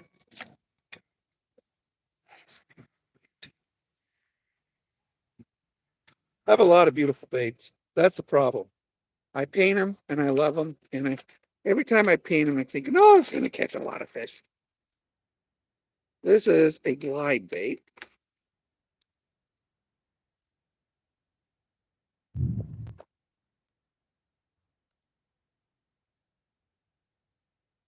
Really pretty bait. a very, very pretty bait. And a crappie pattern, although not crappie colors per se. Again,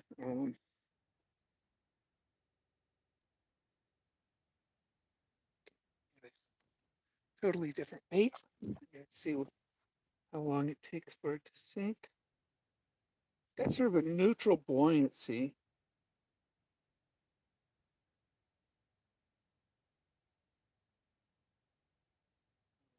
God, that's beautiful too. I mean, this thing shines like a just gorgeous is what it is. This is a worthy $50 bait. So we're going to just sort of jerking it a little bit to get it to go left and right.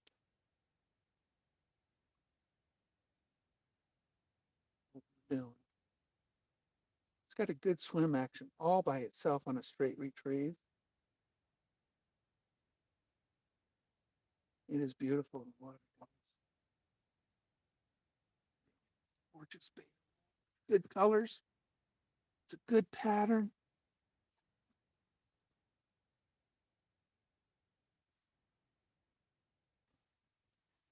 There's a bass nearby. This is lure number 3. I'm not seeing any bass on my fish finder right now, but that just means they're not underneath me.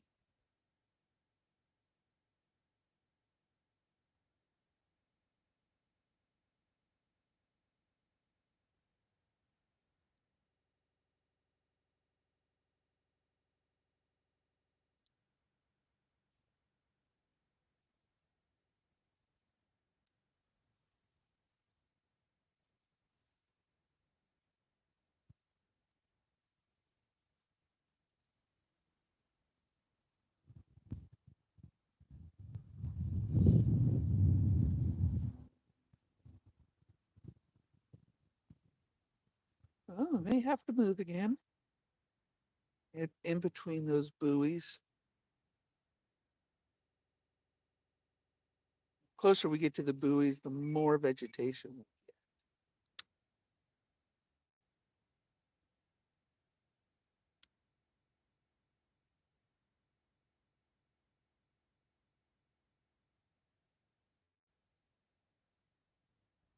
These are really big lures, which narrows down a lot of our catches to bigger fish. That's what we're going for today is big fish. I mean, some days you just gotta go. You just gotta do it. All right, don't pull up anchor.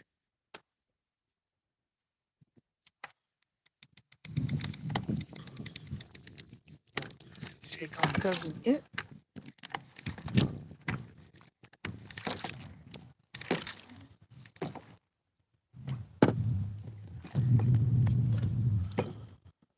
And pull up a clean anchor. Ish. All right, let's see what we can do over here. Really is a beautiful bait. Look at that bait. I mean, that is a beautiful bait. Look at that. Isn't that a gorgeous bait? I did a good job with this one. I do a pretty good job with most of my bait. I mean, I painted the ugliest bait I could possibly paint. And that's pretty ugly. You ain't gonna get ugly. That is about as eclectic of colors. Very nouveau bait. It's my nouveau bait. I would love to catch something on it though, just to show people that ugly works.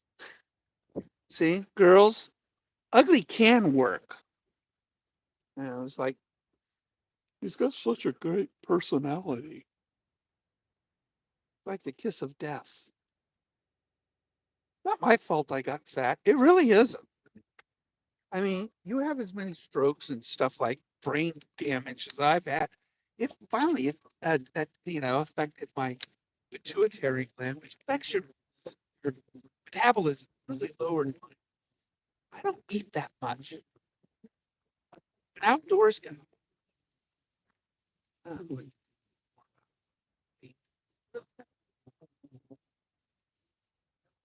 bald eagle. He's got something. He's already got his fish, so that's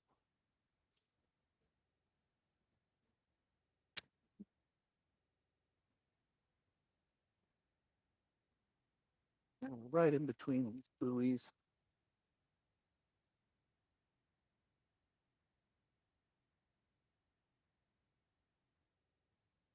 We're almost to the lily pads. It's about 100 yards away. But it's lily. So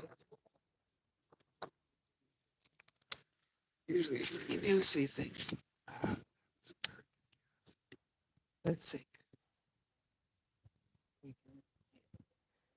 Always work a bad cast. It's only a bad cast if you don't catch nothing. Catch something that's a good cast. And you just don't know until you work it. Just didn't go as far as I wanted. Some babies sitting, popping up over here.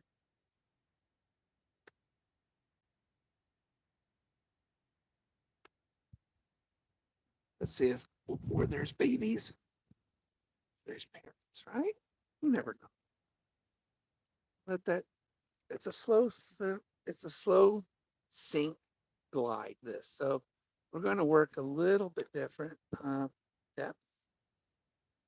It'll sort of equalize out at about 3 feet.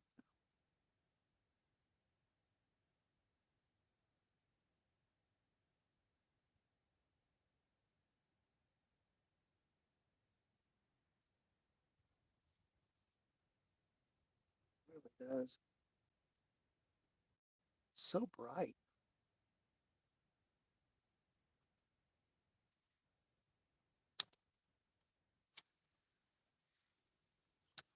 Try a faster retrieve and see what that does.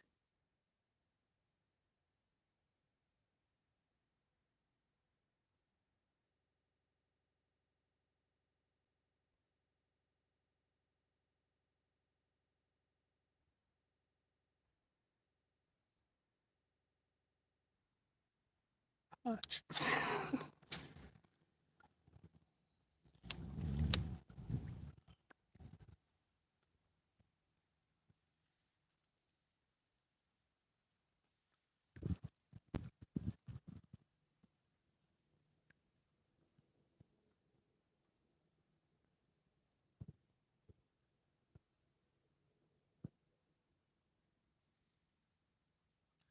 Okay, we'll just switch this out. Rod. Switch rods. My medium.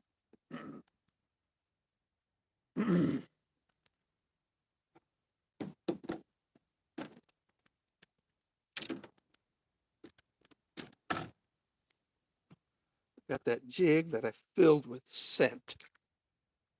All right. So let's see what happens.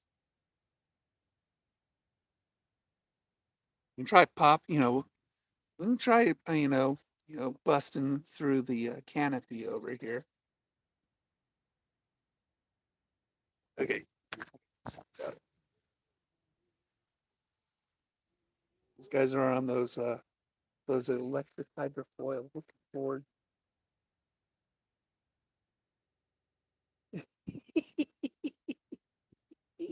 It's just riding it on his belly. It's cute. All I heard is a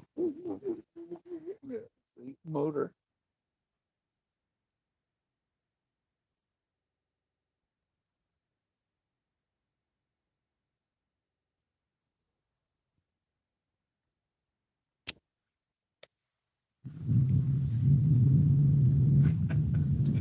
It's funny looking. Especially with a kid on his belly. He hasn't already stayed up yet.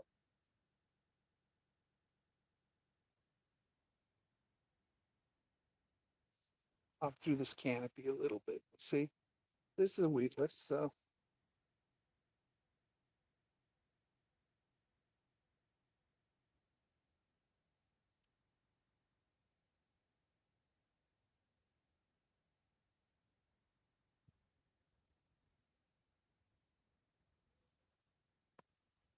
think I was spoiled Friday, you know, catching that lunker.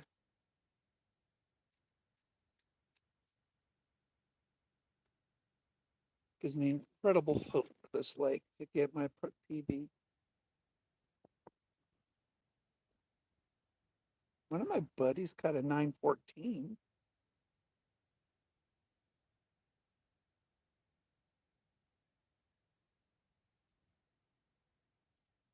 Well, let's punch through this canopy. Let's see what happens.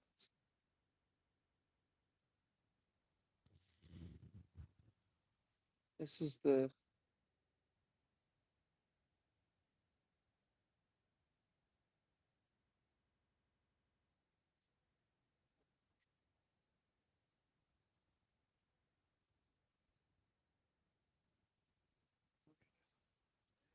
I could have frog on.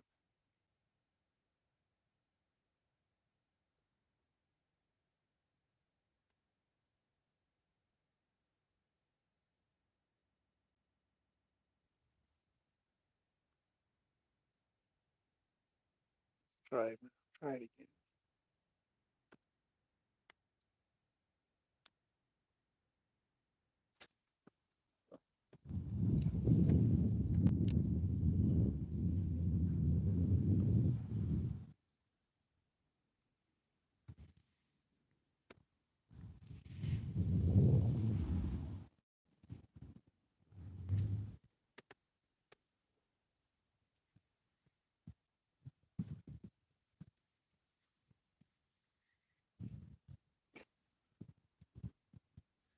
Pulling weeds is what we're doing.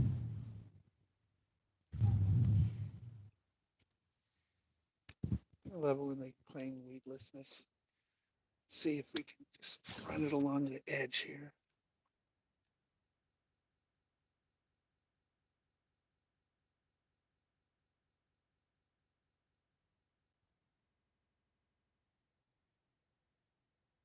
Mark the perimeter of this.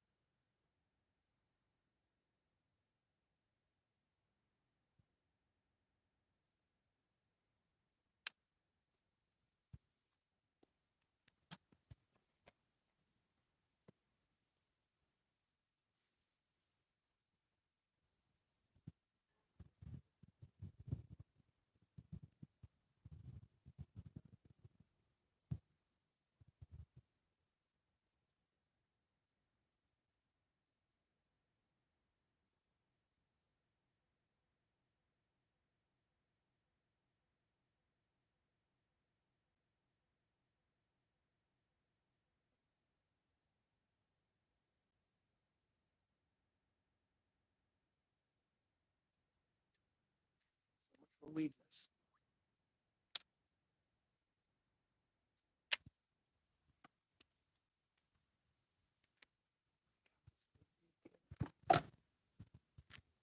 Work him right along the edge of this.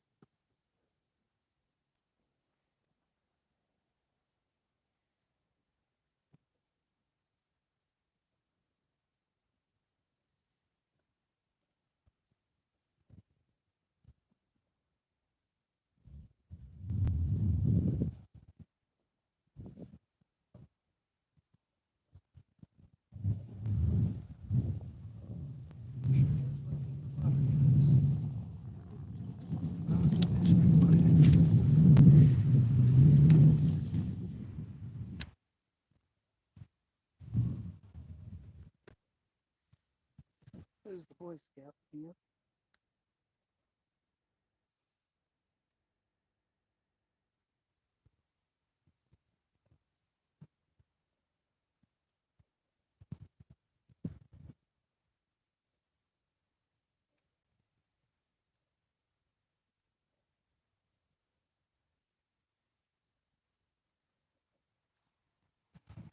Smaller ones. I know there's over here.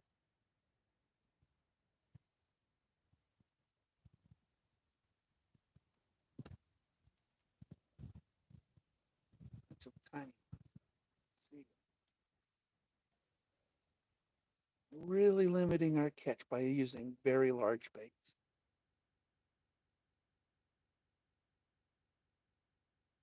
Eagle just got one.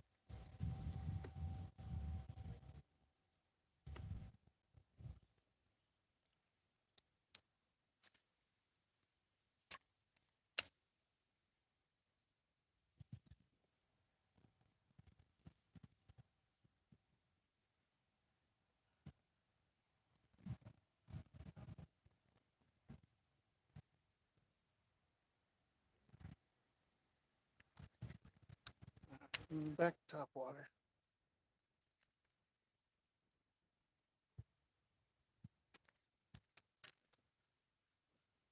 Let's see what we can catch it with my ultralight.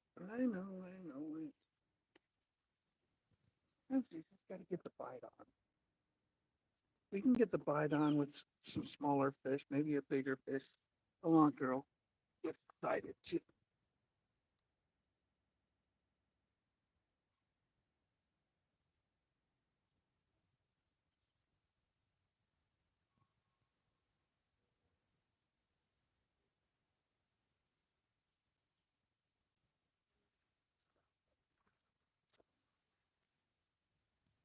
Not doing what it should.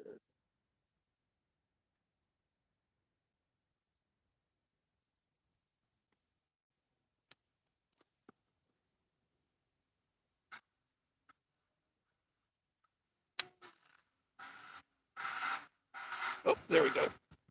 See, it's just a matter of size, really. It's just a matter of size. These are largemouths over here. All right, here. I can pull this guy up. Actually, he's a smallmouth. What the heck? Got a, I caught a fish with another bait in it. Here we go. All right, he got his bait out, so that's good.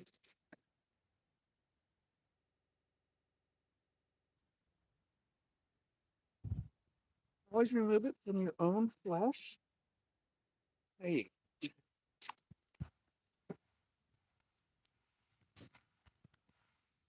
See, the size of bait will limit your catches. I mean,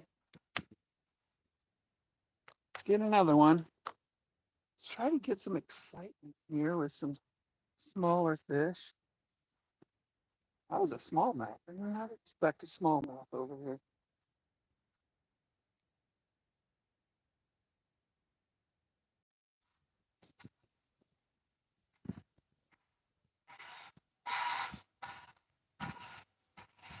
Let's drop anchor and work with some here. That's a cement truck.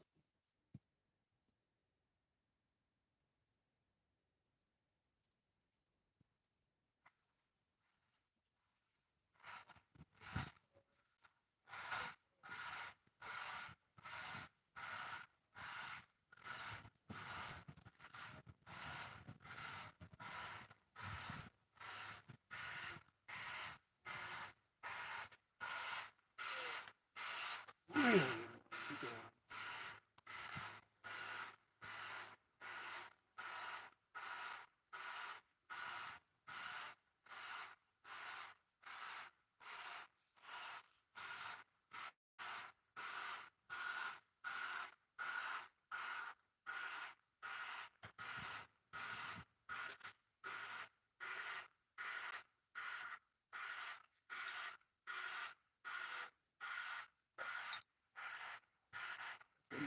That's the endangered cement truck. Sorry.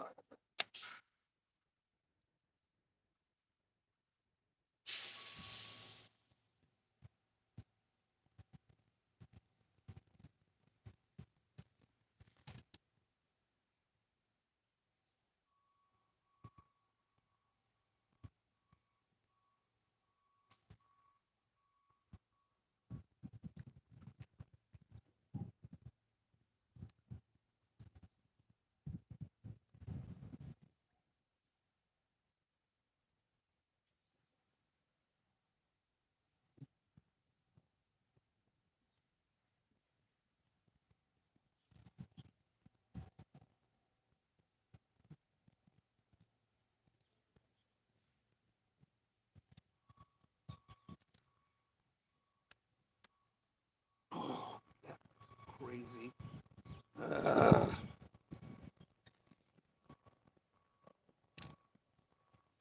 that's my fault. Sidearm didn't hit one of my rods. There we go. We got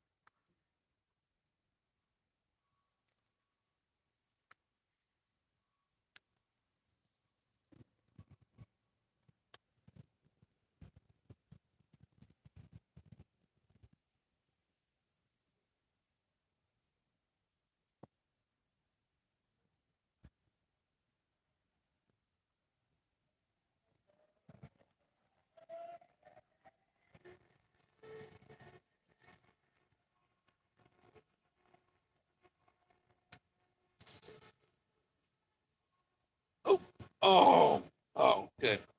I went over that branch that got it out of it. Good.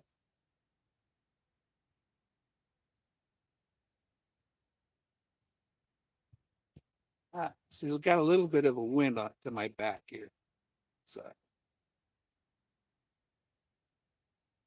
we would have gone there. Got it.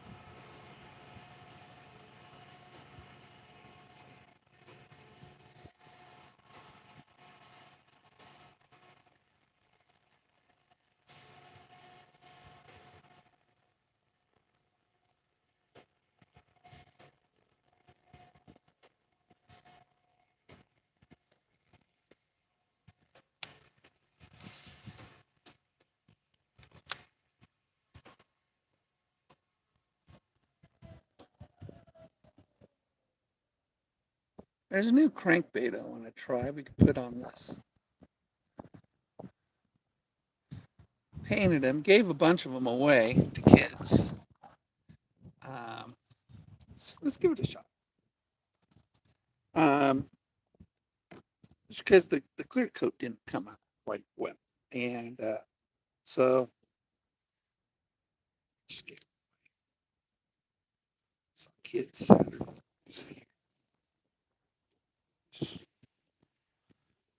That's the bait for free. A lot of kids have. You know? All right, let's see. There it is. This guy.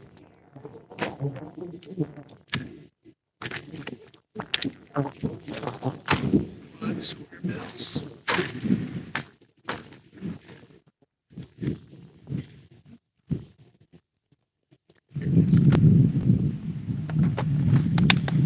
Here it is. So, brand new hooks. Definitely, if it hooks up, it's going to hook up. So there it is. White, yellow to red. And yeah, for the kids that got free baits on Saturday, they got these. And I think they'll have a great time. It's a great design. Colors.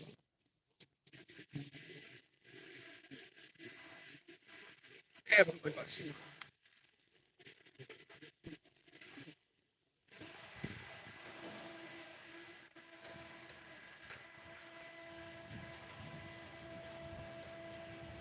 I hate this split.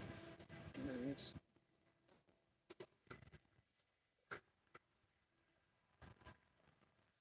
In fact, I'm going to just take this thing because I can't stand this thing.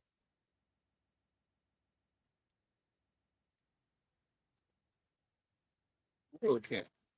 Oh my God.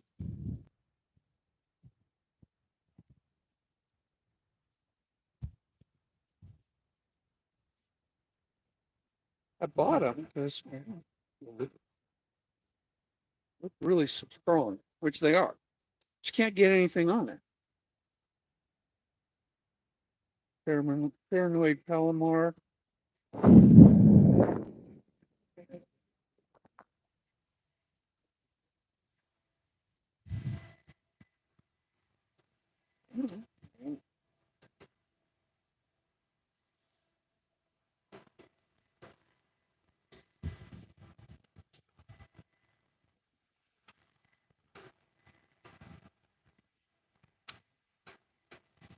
That's what your line. Make sure you don't burn your line when you tighten it.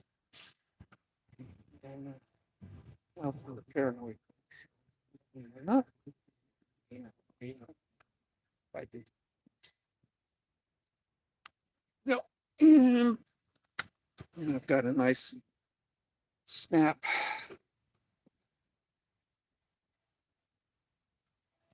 Uh,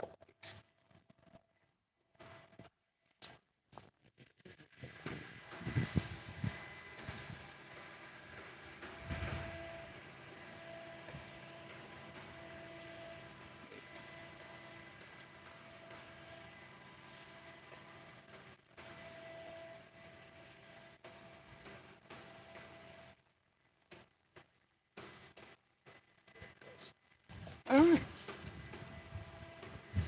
This will be interesting. Adjust it for the weight, right? Adjust it for the weight. Go from a heavier bait to a lighter bait. I'm going to be a bass.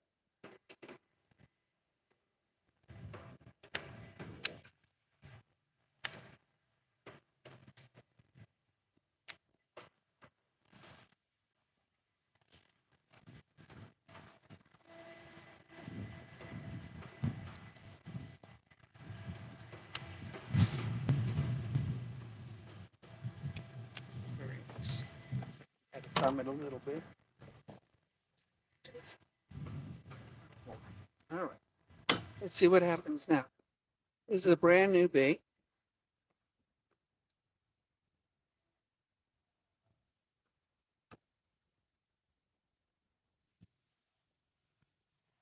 Looks good in the water, swimming well. Love this Shimano BFS.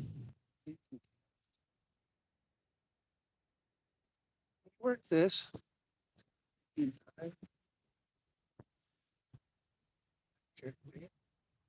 Twitching.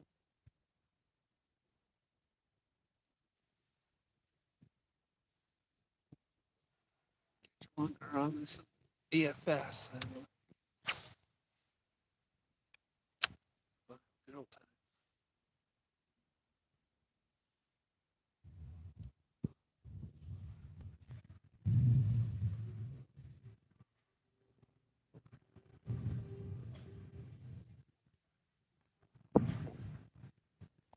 Just gotta remember where the wind is. Not cast the BFS into the wind. That'd be it. It'll blow up your reel.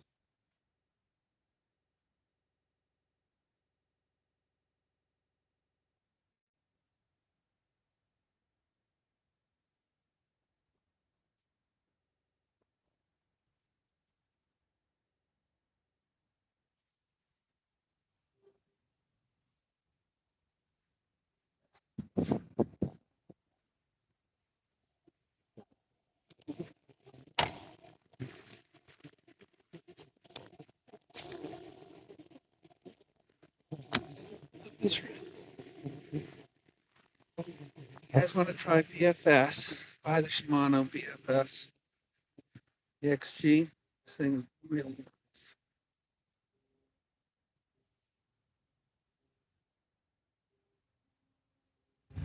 Casking actually stole the design of their braking system.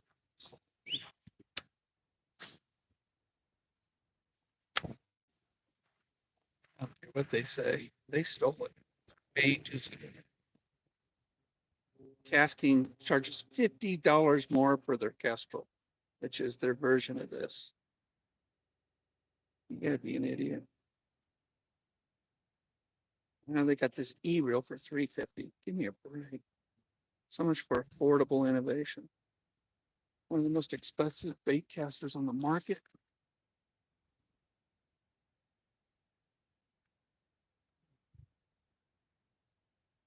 Now I'm a little soured on them. I used to be an ambassador for them.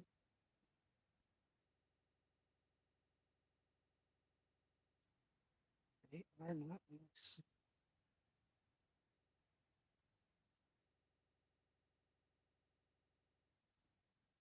I had a VP called Tom, the jerk, and Jose Cinco is a terrible manager. No backbone whatsoever. It's a wuss.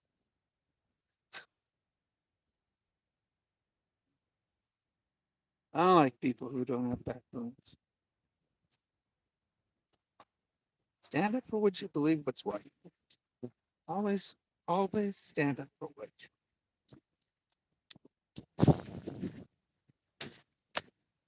I haven't had a bite on this yet. Shocked.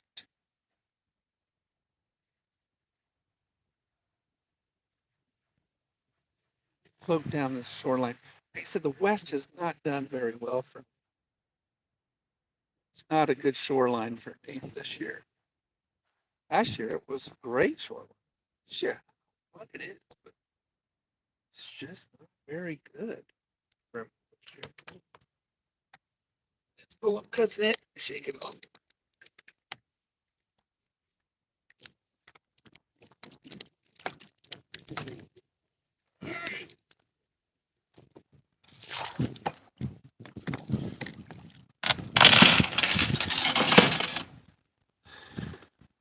Let's see.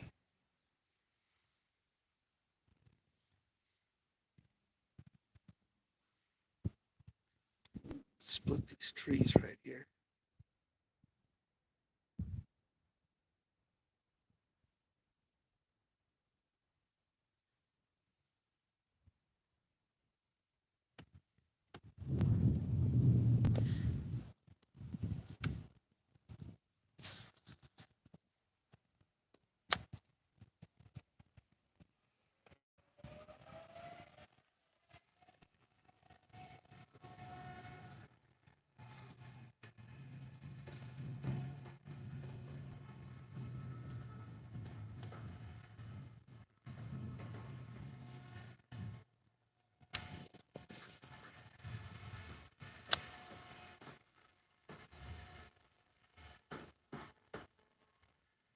nice thing about being in this boat, I can get to places that other boats have a hard time. Smaller, lighter.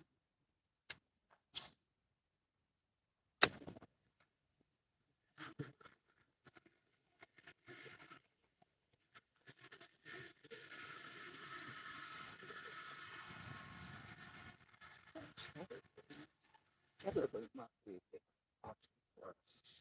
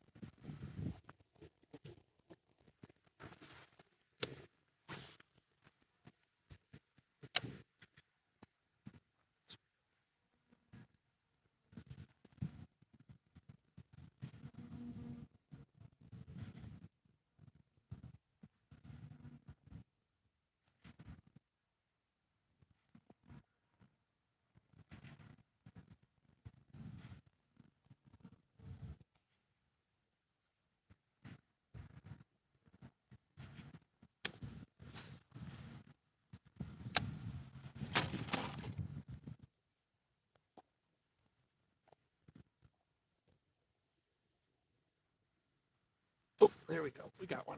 We got one. On this brand new bait. Oh, there he goes. Here's your little half pounder. Cool. Cool. There you go. Brand new bait, brand new design, new colors. There you go.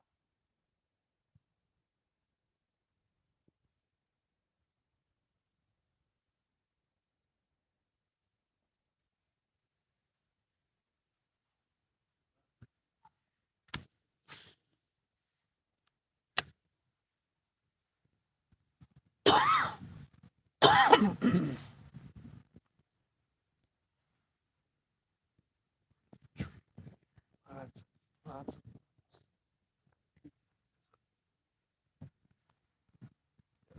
just floated right up.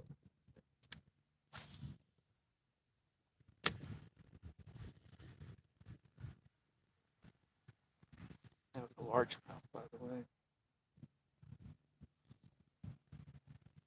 Oh, there we go. Got another one. Little oh, pulled it right out of him. It's hit me. Okay. All right, let's get you guys at least facing towards the bank. Maybe you'll see. They're not top water. This is a jerk bait. So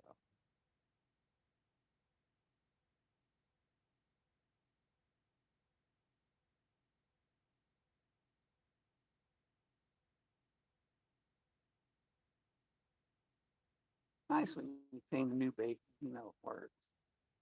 And this is a new blank too for me. I only purchased 6. I paint all 6, and unfortunately, like I said, the clear coat wasn't perfect. I mean, it works. Fish will never know it. Probably you wouldn't see it either. But when I ship you guys baits, I really want it to be as perfect as possible.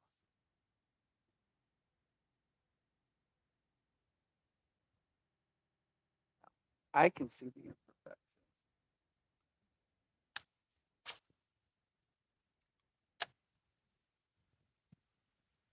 Long, long down tree here. It's about 80 feet long. Where those big roots are, it just juts out. Usually there's a few hanging out there.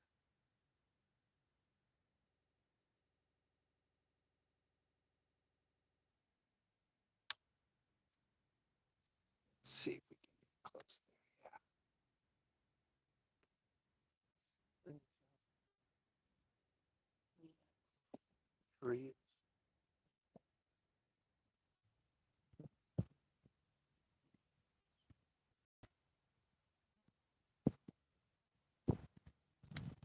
Up on itself. top water. Got unhung up.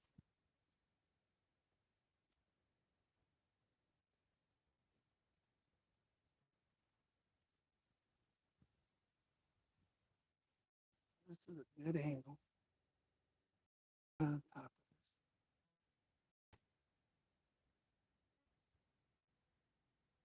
this. And when I go over there, I can't see.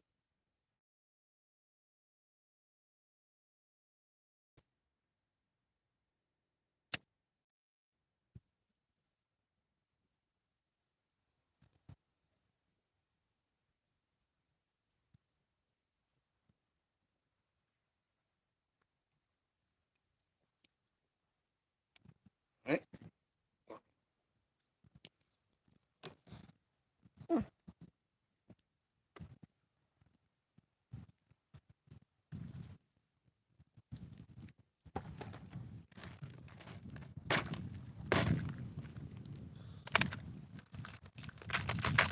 Try a bluegill.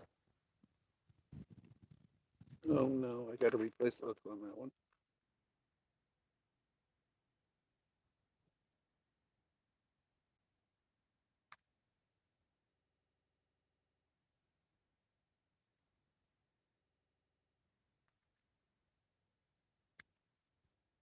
That was the mule fish. I've got a mule on that, so I don't need to do that. Hey, tiny little wake bait. It's really tiny. Really tiny wake bait. It's got good action bait.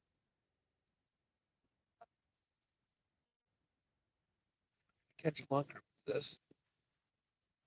Unless you really, really, really, really desperate for a snack.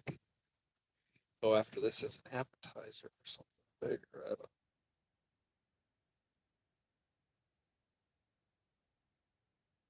We'll see.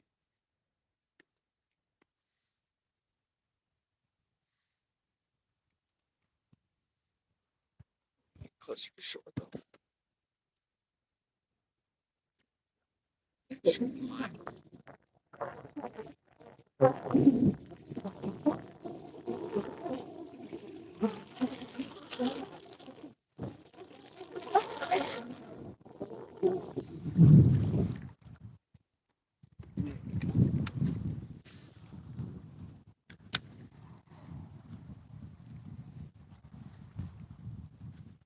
Oh, bald eagle.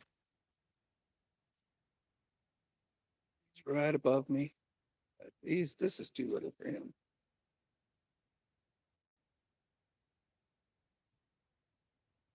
Make that name quick. That's a big mature bald eagle. Got a couple immatures over here.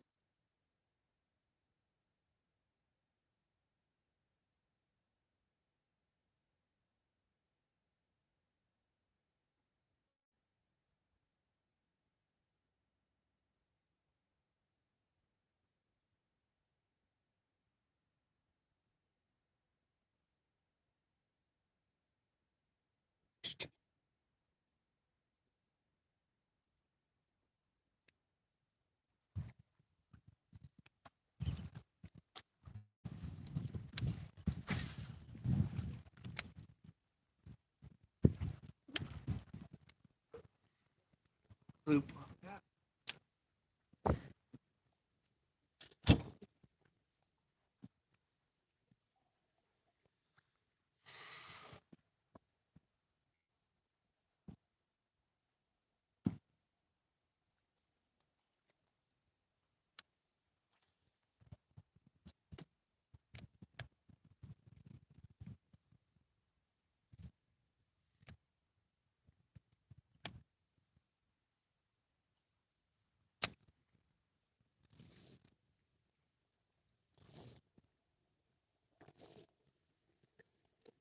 Baits on a bait caster always adjust your tension. There's a significant difference in weight.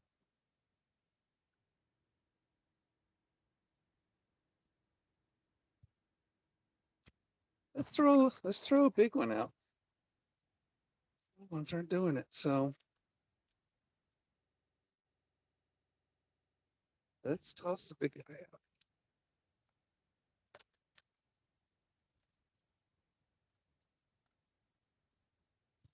Yes, we won't lose them. So much cover over here.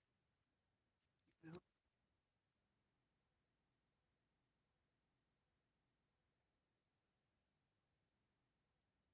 lots of down lumber under here. Just not going to let this sink real deep.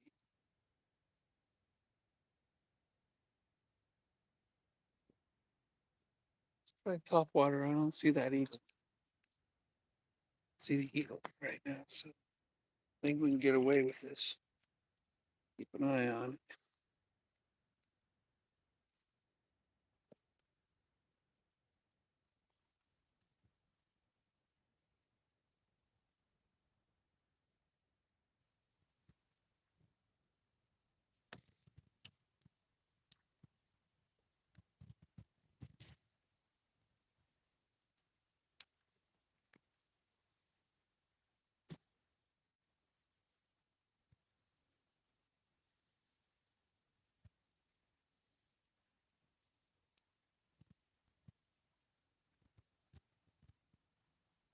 This was my favorite spot last year. Love this spot. It's smallmouth, largemouth over here. Great.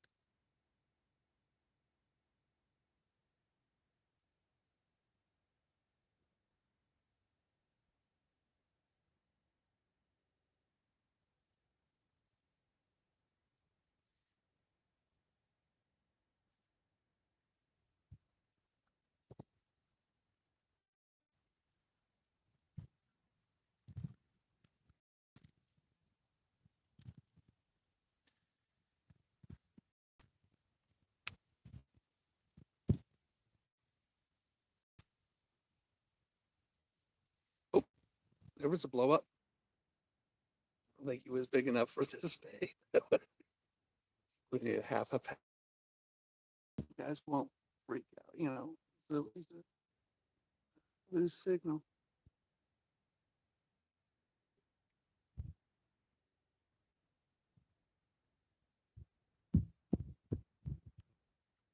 That was a little bass working it like 3 times, but he's just too little for this big old giant bait.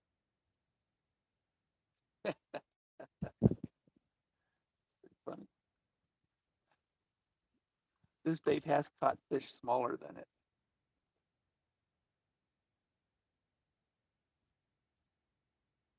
Fish.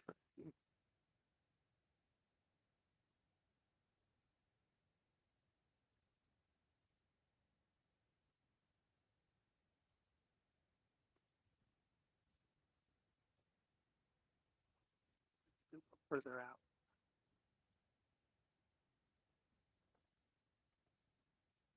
So do another pass on that.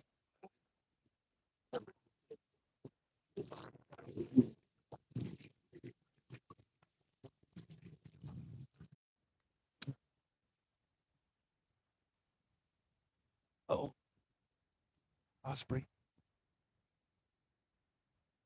Oh, I think he saw it land. Here he comes. Oh, he's circling. You look down, I'll look up, guys.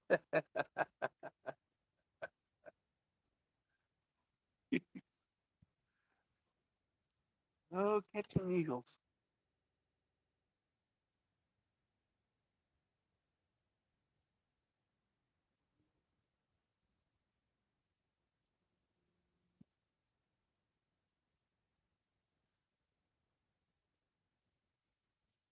Huh? Oh, I got you.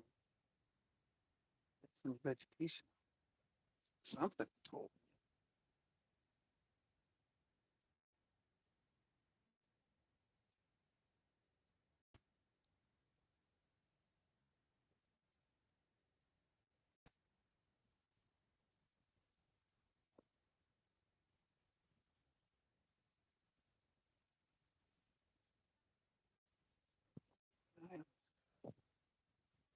Lots of eagles at this lake, man.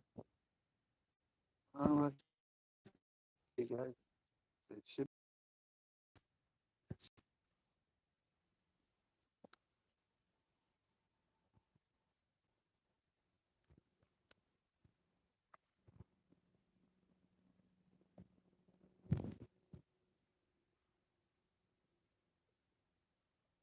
We're gonna do a couple of these docks and we'll shoot across the lake.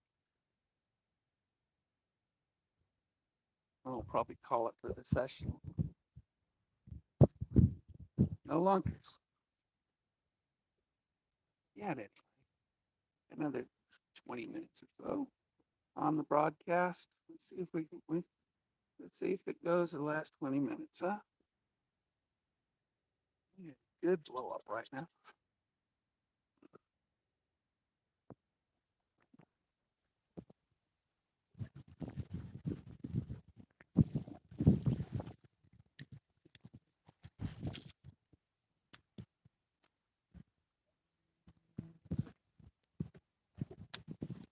Right in front of that. I'm in front of that.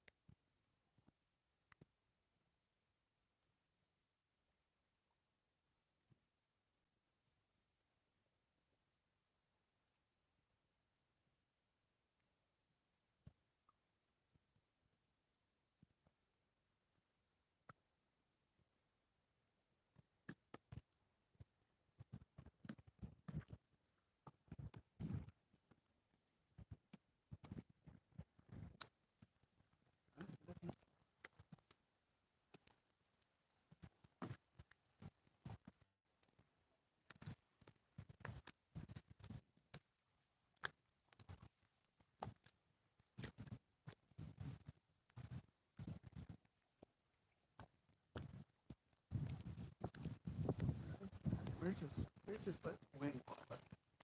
We're doing 1.5 miles an hour right now.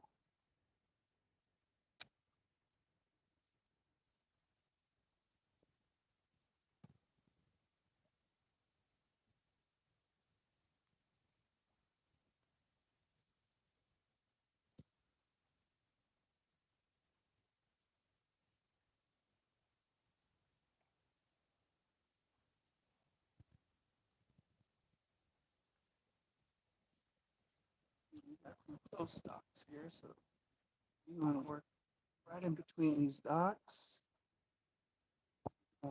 Then we'll end the session. Shoot a few of these docks. Yeah, some of these others tell me they got some lunkers in here, and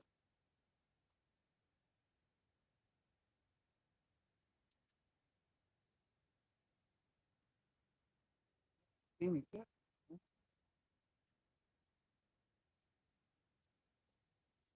course, that was telling me they're a lot bigger than they used.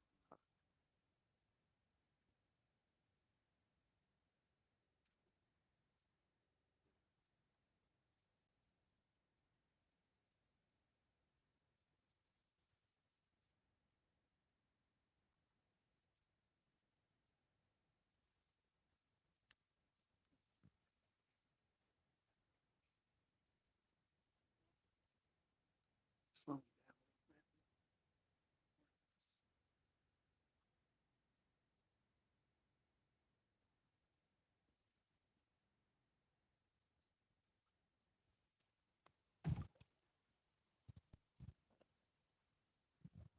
I stopped.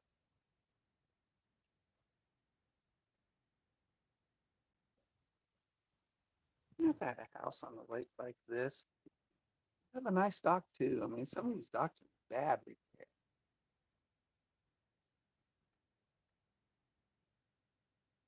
Real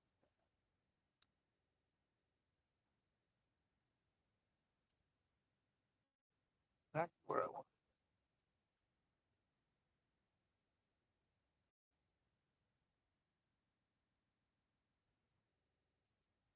Not where the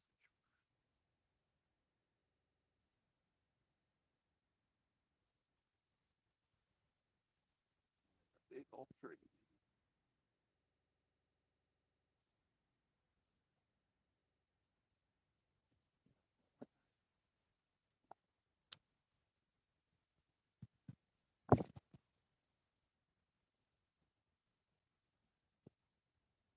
Oh, there we go. There we go. We got one. We got one. Finally. Oh, he's good.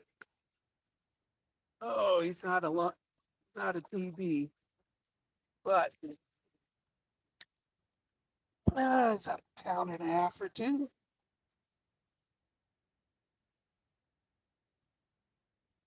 Oh, oh,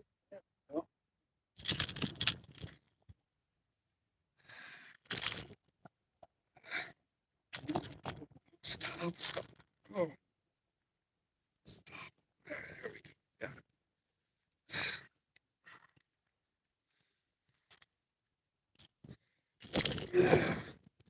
Feisty little guy. Need pliers.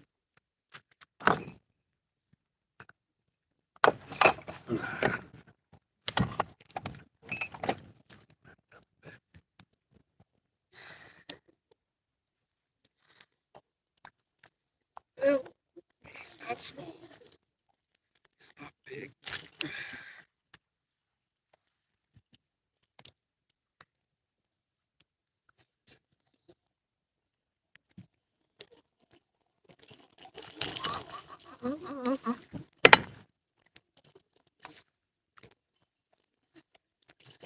Get that out.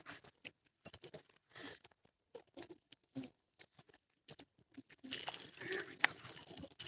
All right. So he's about a little over a pound, pound and a half, maybe. Nice big mouth to him. All right.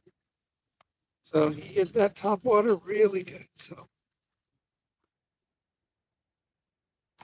here we go. Still feisty.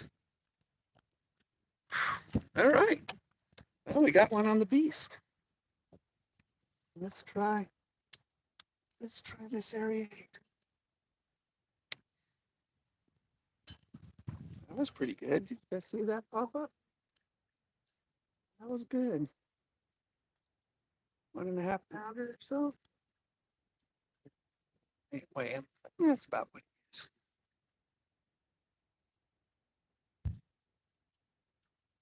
But double hook it, that's unremoved.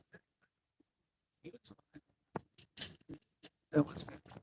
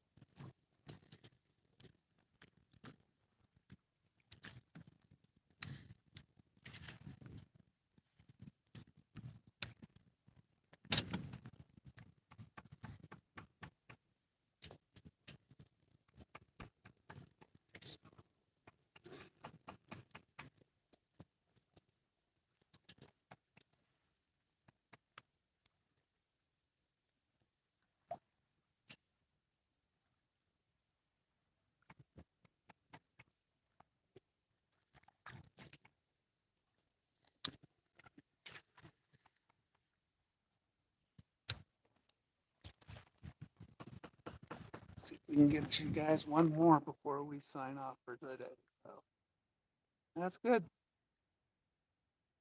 I'm gonna work these and then I'm gonna shoot across the lake.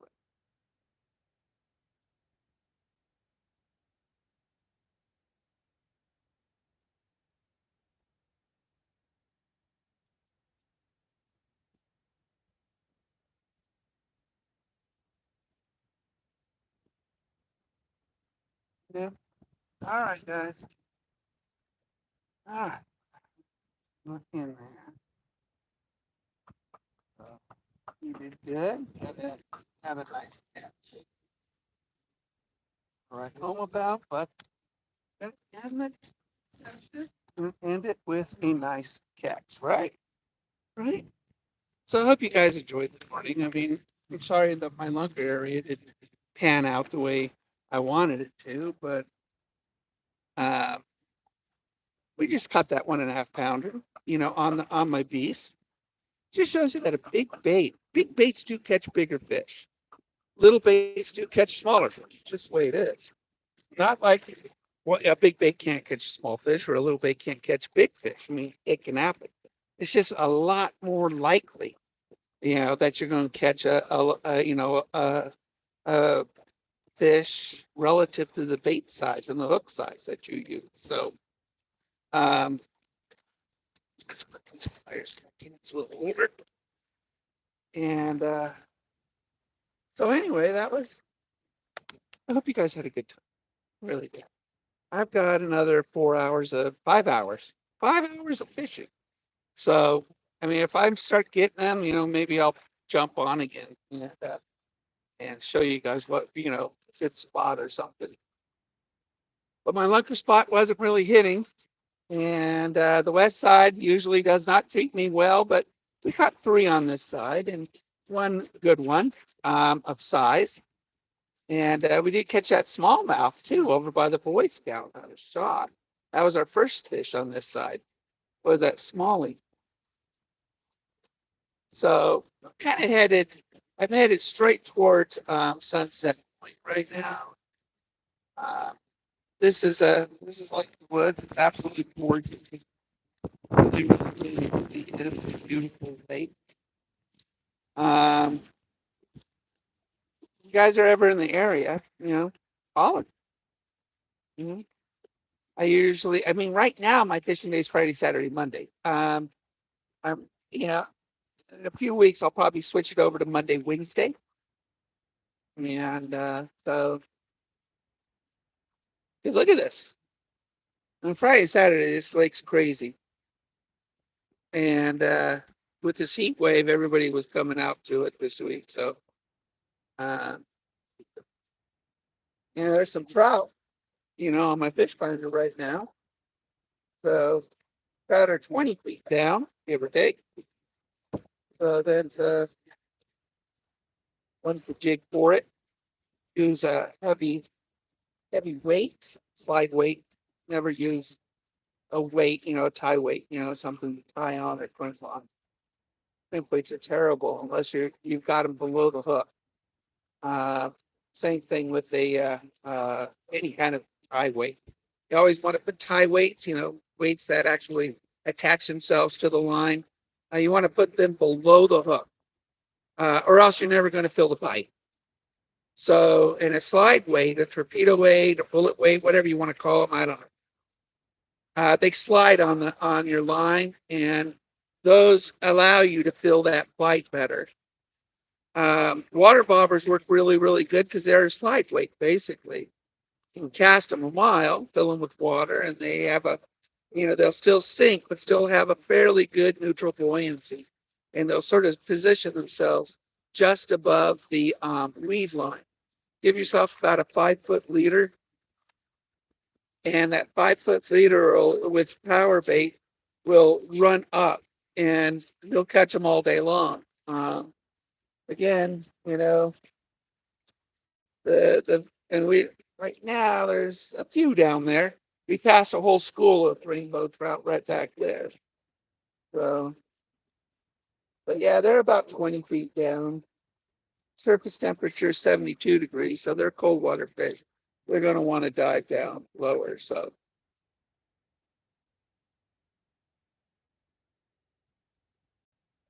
yeah, we're just gonna make our way across.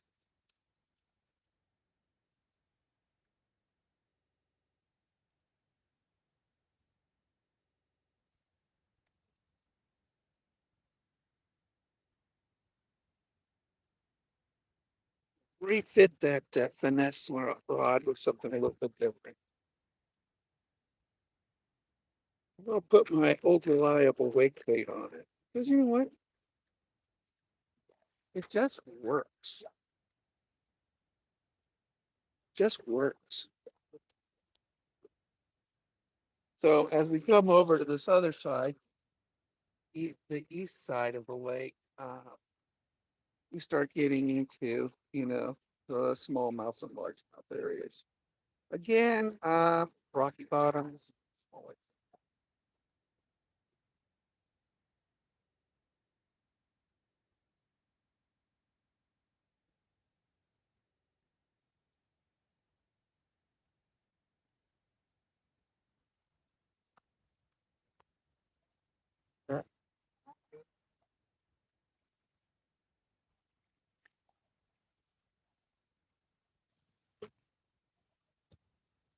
Yeah, I got to replace this.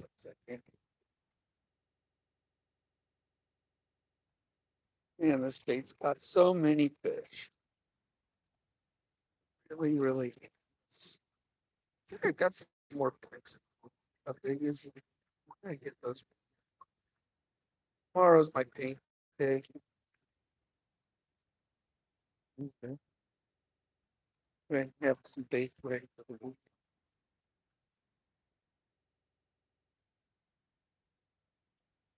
Let's see.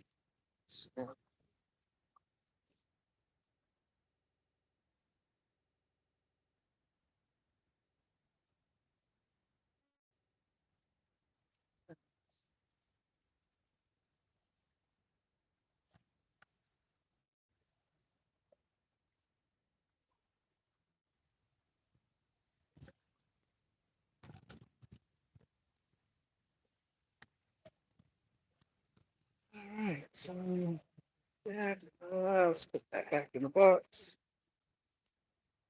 Put those big things back in the box.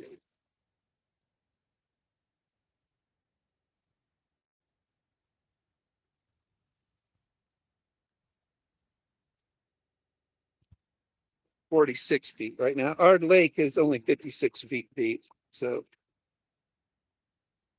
at the deepest.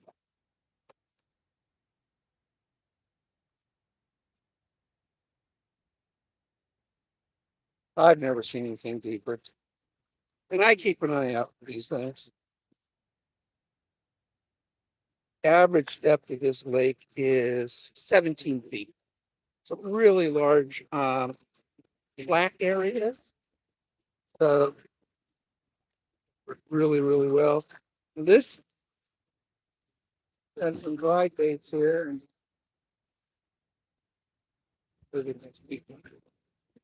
most of the people live on the lake are really good.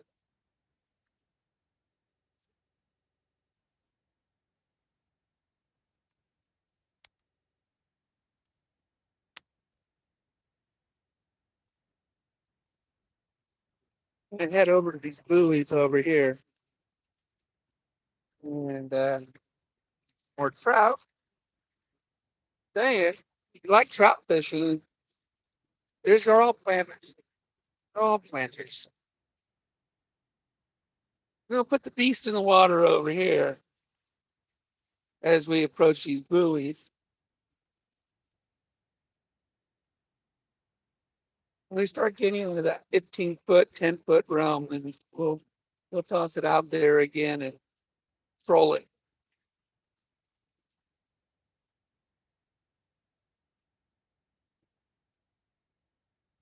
But we've got some buoys still about 400 yards away from us.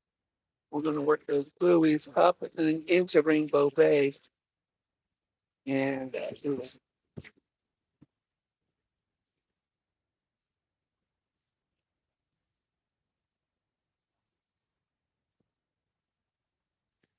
Like running full bore on lithium ion. The Newport battery blew up. I don't want that to happen with my Minn Kota. So it's starting to come up right now. We're at 30 feet, 28 feet, etc. So we're at the drop off right now, 24 feet. So all right, almost ready to put this guy back in the water.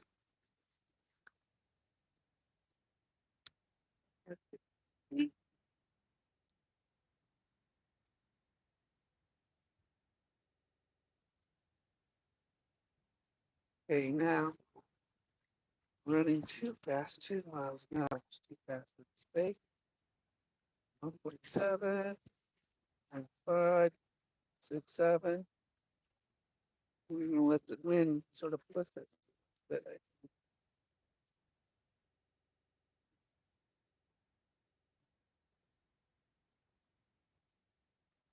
I don't barely got the engine on. 14 feet depth right now. So this is getting into that area. Lookers than 15, 14 feet of water. Run this top water. I think let's see what we can do over here as we approach these buoys. Shooting about 8, 9 feet of water. But then we'll turn and we'll get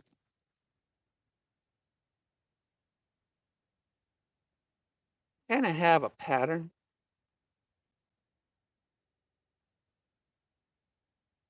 I was going to end the broadcast. We did, Brett. Yeah, on a good one.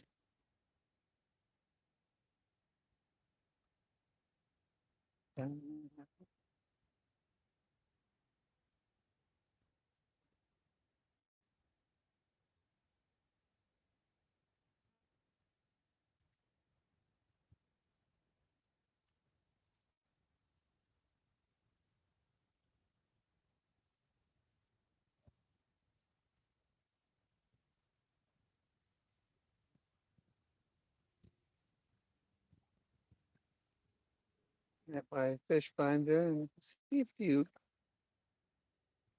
bit.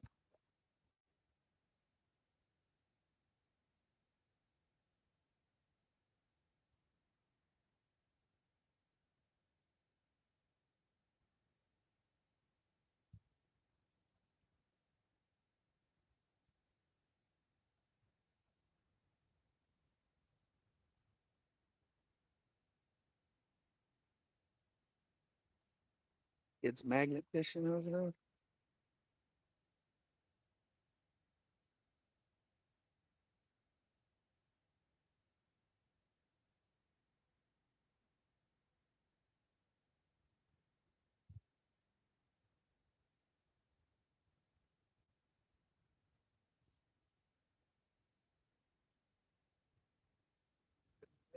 Recast. So I can change directions easier.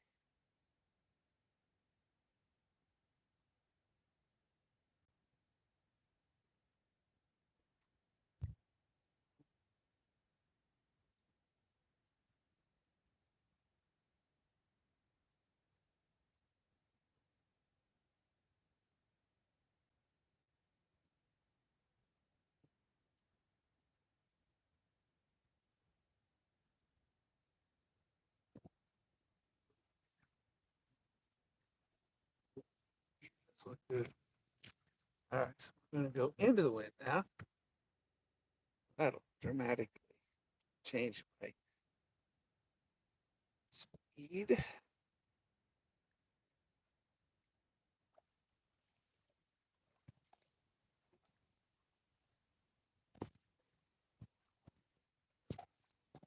The right speed. Yeah.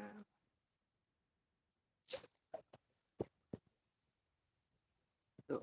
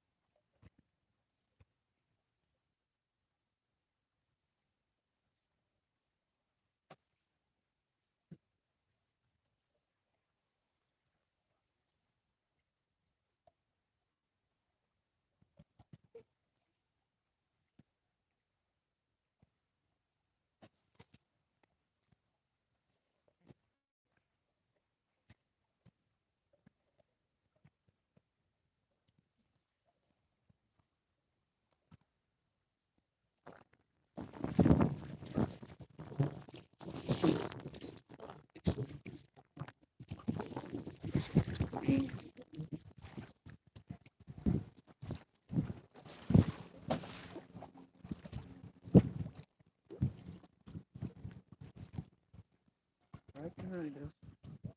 Waiting for that big blow up.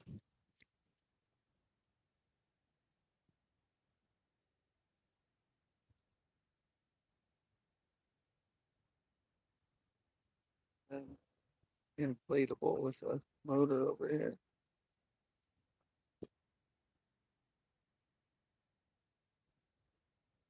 It's nice to see them, but nice.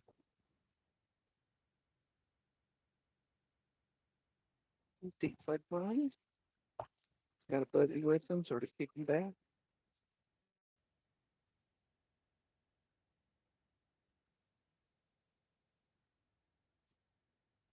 Go around. Never go between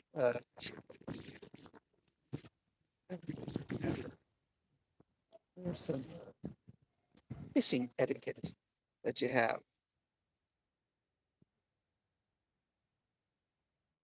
Never do that.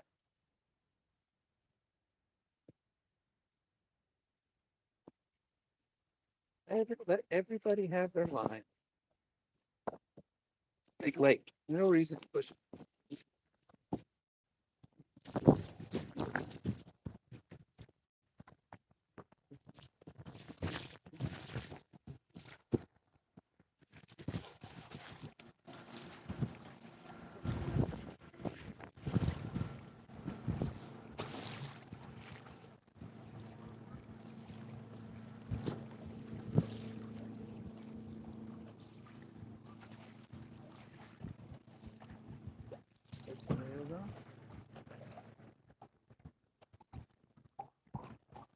How you doing? Good. I'm doing well. Got a lot of smallmouths first off. Then I went over to my lunker spot, and they weren't hitting there. And then I hit the west shore, and best I got over there was a 2-pounder, a largemouth. I bass fish, so. And there's a 7.5-inch wake bait behind me. Usually around here I'll get a few. Yeah, this is usually. I mean, sometimes I catch something.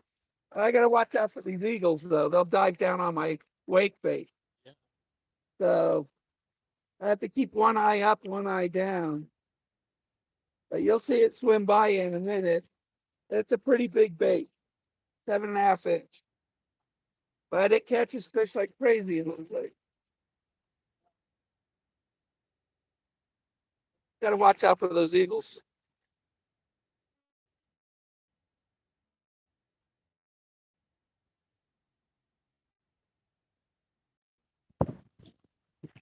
Flew right over me. Awesome.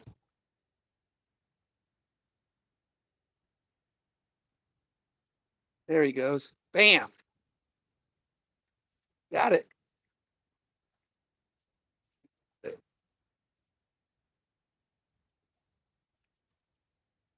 As he goes after something hard.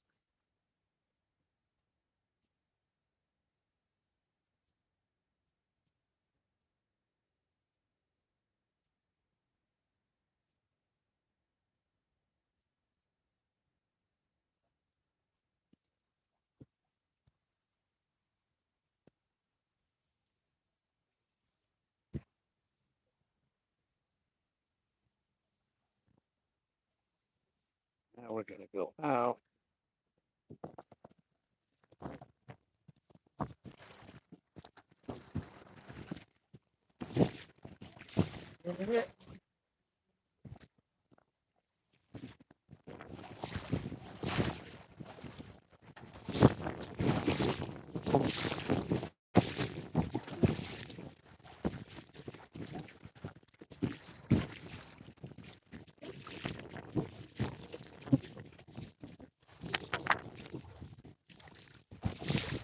That's the of the.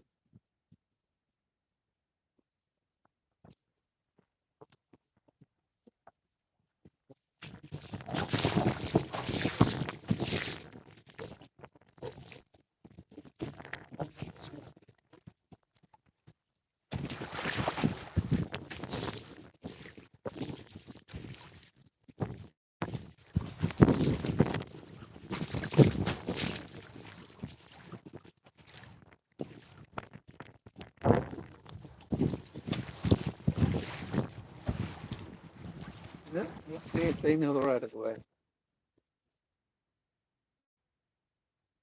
I'm going to thrust right in front of me. There's a boat right behind them. You're not too bright.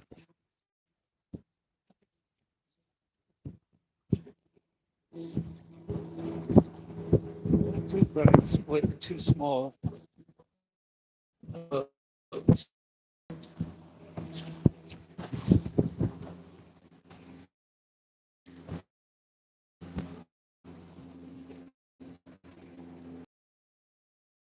Sometimes you got to be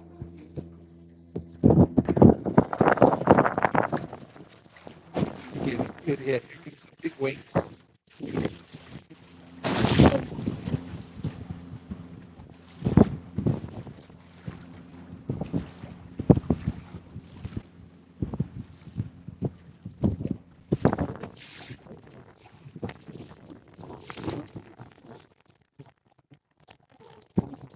See some white caps out here. There we go. We go. We got one. We got one.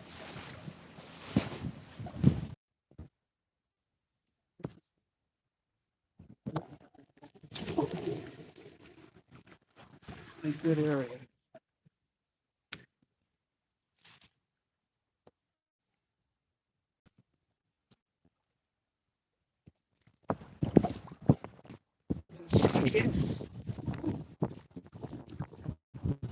It also is it's not really under big giant, but it gets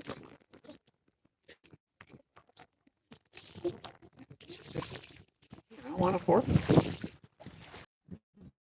Quite the headwind on us right now with some magenta. Now I told you with magenta lavenders, they have such a good reflectivity in the water that they're very, very, very good. So I was like, on some of my best baits, I'll go ahead and just give a tint on it. And that so let's see what speed I need to put this in for a troll. That's a 3, but we have such a stiff headwind. I have to go through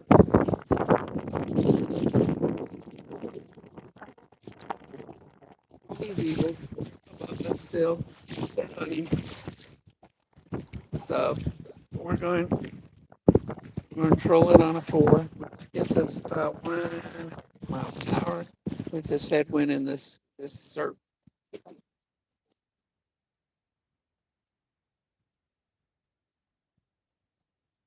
think this bait will work. I think now my ugly bait. I think that'll work too. Eventually, you fish it loose enough that'll work. Everything catches the fish. Fish will work, huh?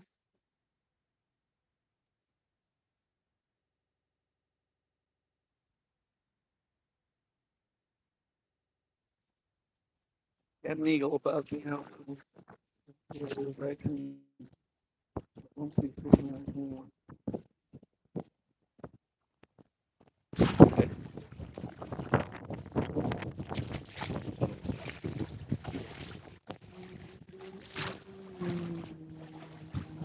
I'm getting one. Actually hit one. Or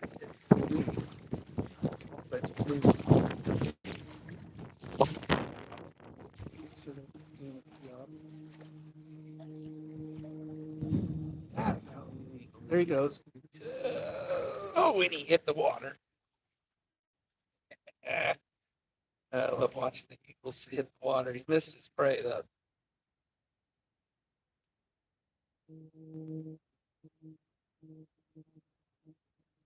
Yep.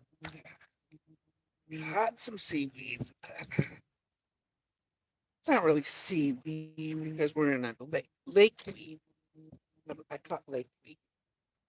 All right. I felt it. But...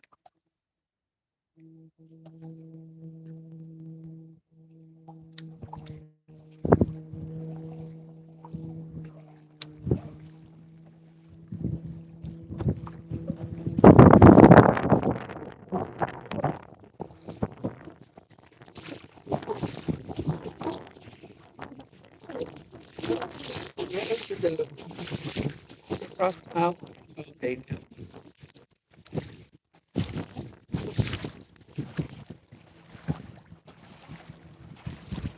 Sit down, sit down. Fun. The most wonderful thing about diggers is fun. Yep. Deeper. Beans are all over the place. Beans are all over the place. Told you we got a bunch of beans. Like the osprey bait, you know. I mean, we got our bald eagles, but boy, we got like ospreys. Lots and lots of. Everybody's looking at me.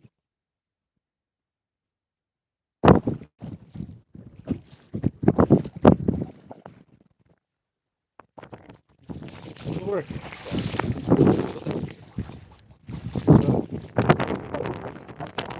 Stop it swimming. When you stop feeling that, then you pick up some weeds and stuff like that. So, and time to pull it in, clean it up, throw it back down. We're only 8 feet of water right here, so we really should the boat right on the line.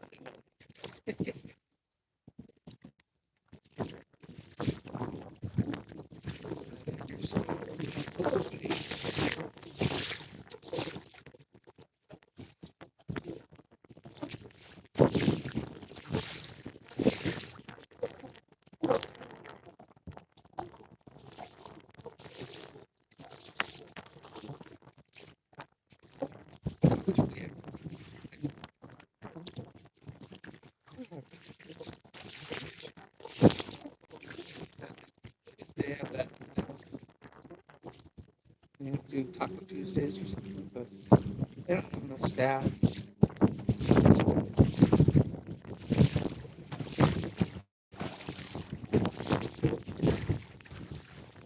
Need to hire a lot more people here. Just not enough people are going to resort the way they. You're looking for a job in the climate, and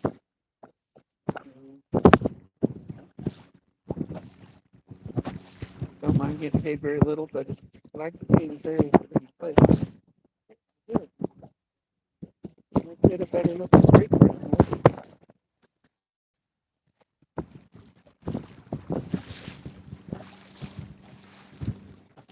Yeah, this headwind is something else. Like that? Yeah. Yeah. You don't make no noise. Just need a really good battery.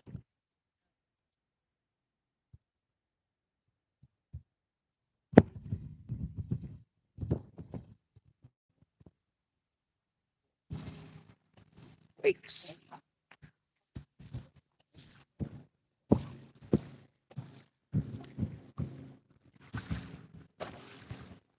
Pretty steady also. Yeah.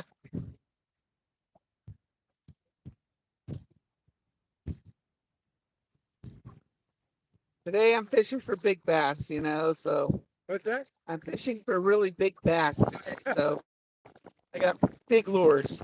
Are you full right now? Yeah. Flying your way? No, not at all. How far down are you? It should be about 4 feet down. We're supposed to get going. Yeah, that's where this bait usually hangs out. Well, I think I've been using surface baits, but the eagles keep diving on it. Yeah, I must say, it must fish. I see the osprey going down. Yeah, no, the eagles are always trying for my bait, and so I always have to pull it in and wait for them to leave. And Yeah. but I think my surface bait's going to do better than this bait. I mean, it's 72-degree water. It's the bass are just hitting top water. So She's just got a little. That forces it down 4 feet. That little Yeah, that little lip will make it go about 4. Huh. But we're gonna go with a surface bait. Did they ever push it up in this lake? What's that? Did they ever push it up in the lake? No, not this lake. They put sockeye salmon in this lake. Oh, So that's the kokanee in this lake. that's Fish Lake, they put Chinook. They put Chinook in Fish Lake. Where did you get fish? Really? Yeah, that's their kokanee. So this lake is sockeye. So you're only going to get like a 12 or 14 incher, but you can catch 25 in a day. That's limit. 25 each is the limit. That's pretty limit. So yeah, so this is my top water. Oh, yeah, actually, nice. Oh yeah, the eagles go nuts for it, and I have to keep one eye up and one eye down, and they love this thing.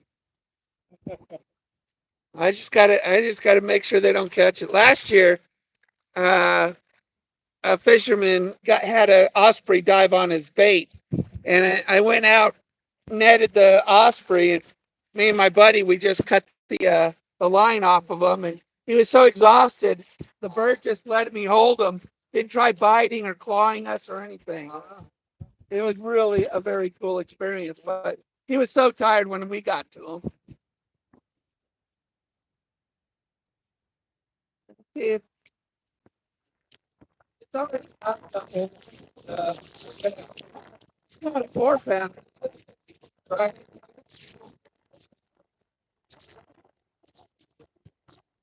Oh, back. Yeah, I put it back. Unless I damage them. If I damage them, I have to. This is such a big bait, you know? Stays the hook.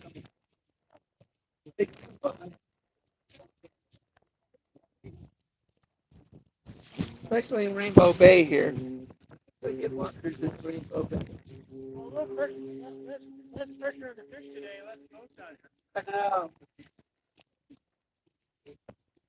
Although they seem to have got all the rentals out right now. Got all the rentals out. Even the little guy. This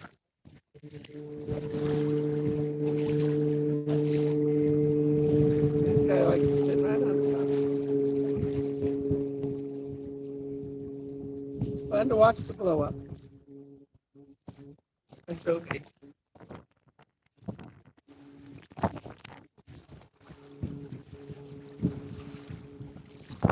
You guys allowed to have multiple rods out? Yeah, I have a 2-rod license, but I can't work 2 rods. I can't do it.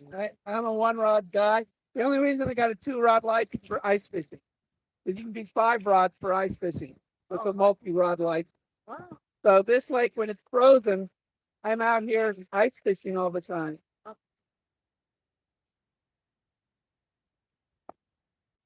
Get 5 rods, and that's fun.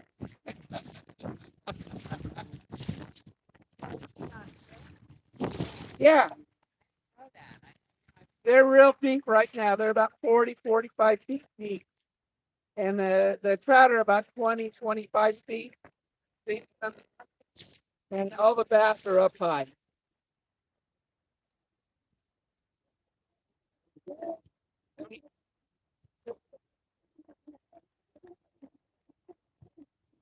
Oh yeah, they love warm water.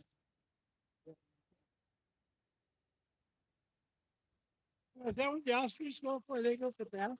No, ice fishing we go for trout, salmon, German brown, and a lot of perch, and maybe some crappie. Usually we get crappie in the afternoon.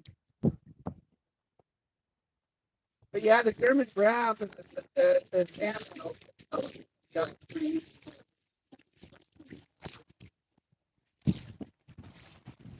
You ever ice fish here? No. You really should. It sounds like fun. We had 27-inch minimum on ice this year, and I drilled through 4 feet before I got to the water. Wow. And it was so much fun. I came out here during the ice. Oh, you did? I threw that. I put that on. Thank you. Yeah. I gave away a whole bunch of stuff.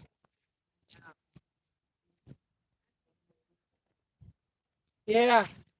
Well, I'm retired now, but I still do the fishing events for the resort. So, so they just sort of keep me on as a consultant nowadays. But now, this is what I do. Yes. You work hard your whole life. You want this. I'm just glad I'm old enough to appreciate it.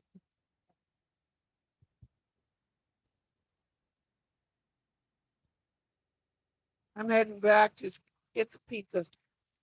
Not a bad life. You know it isn't. This is well, I don't know what a knot is. We're at 1.3 miles an hour. And that's just perfect for this bait. As long as that guy don't see it. He sees it. I gotta reel it in fast. It'll dive 2 feet then. I can get it out of their sight. But he sees that big giant swim bait up there doing that. Yeah. He don't know the difference.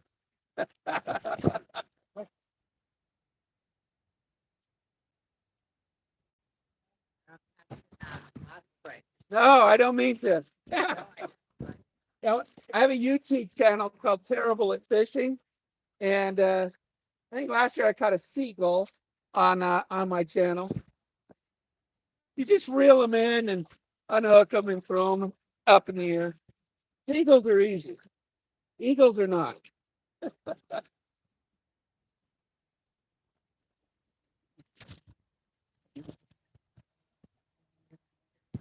Almost. It's all right. Maybe I'll get a big blow up right next to you. Bass don't care. Bass like they like. I'll catch bass right next to swimmers. Oh yeah, they don't care. In fact, almost all my baits are noisy, so they like noise.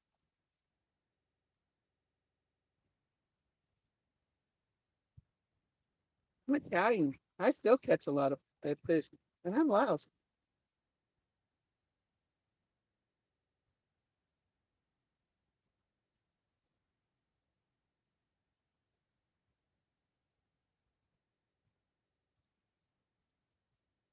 You guys live on the lake, or are you just visiting? We have a cabin in the lake. Good. So I try to spend as much time, but we bought an old 1950s cabin. We're doing electrical, we're redoing Well, you see that one cabin for sale? Don't you think? $1.33 million for that thing? No. great content.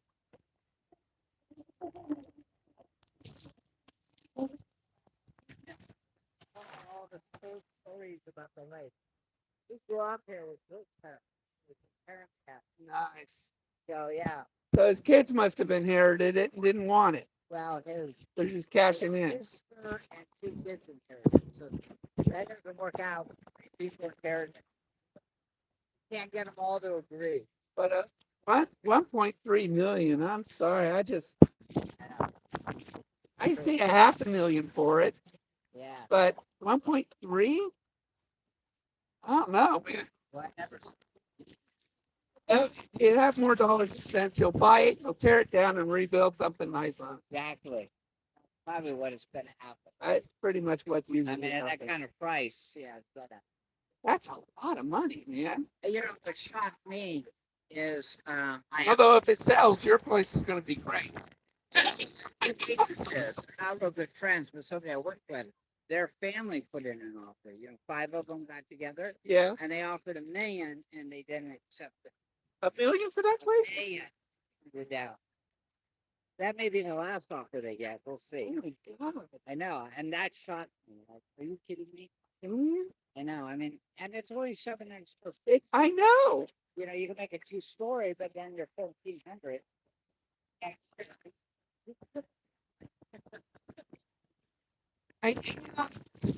It's not like a dirty residency. It's just a vacation home. Exactly. So you're going to pay $1 million for something you can use 3 or 4 months a year. Right. If you use it that much. You know, I told Most you, people don't. they don't. Because you don't see it. So, Right. most of it from the have been inherited. In like 1 week summer, they travel a lot. Yep. So I live in Jacksonville. Yeah. Live in climate. You don't have I just come here every day.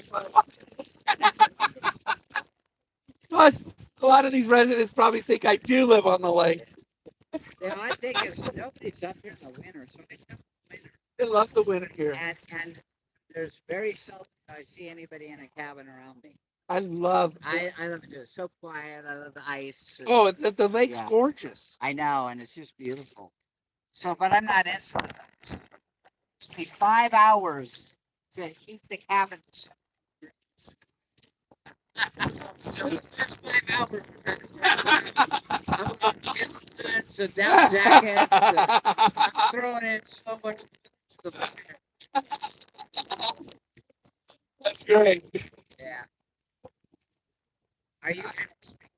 Yeah. I just tie up onto the dock. I'll lag behind you and cut over. All right. Yeah, I'm pulling it in now. I'm gonna see if the lily pads are blooming in the lagoon over there. They are. They are. They weren't hitting this morning, but those actually I'm having decent success. Yeah, those lily pads are actually more active than the Southern and the Boy Scout one. Hey. Find out. Yeah, that's actually does pretty good. Okay. Yeah. Good talking to you. Likewise. Take care. You too. Someday you can sit down. I watched it. Oh, good. Thanks.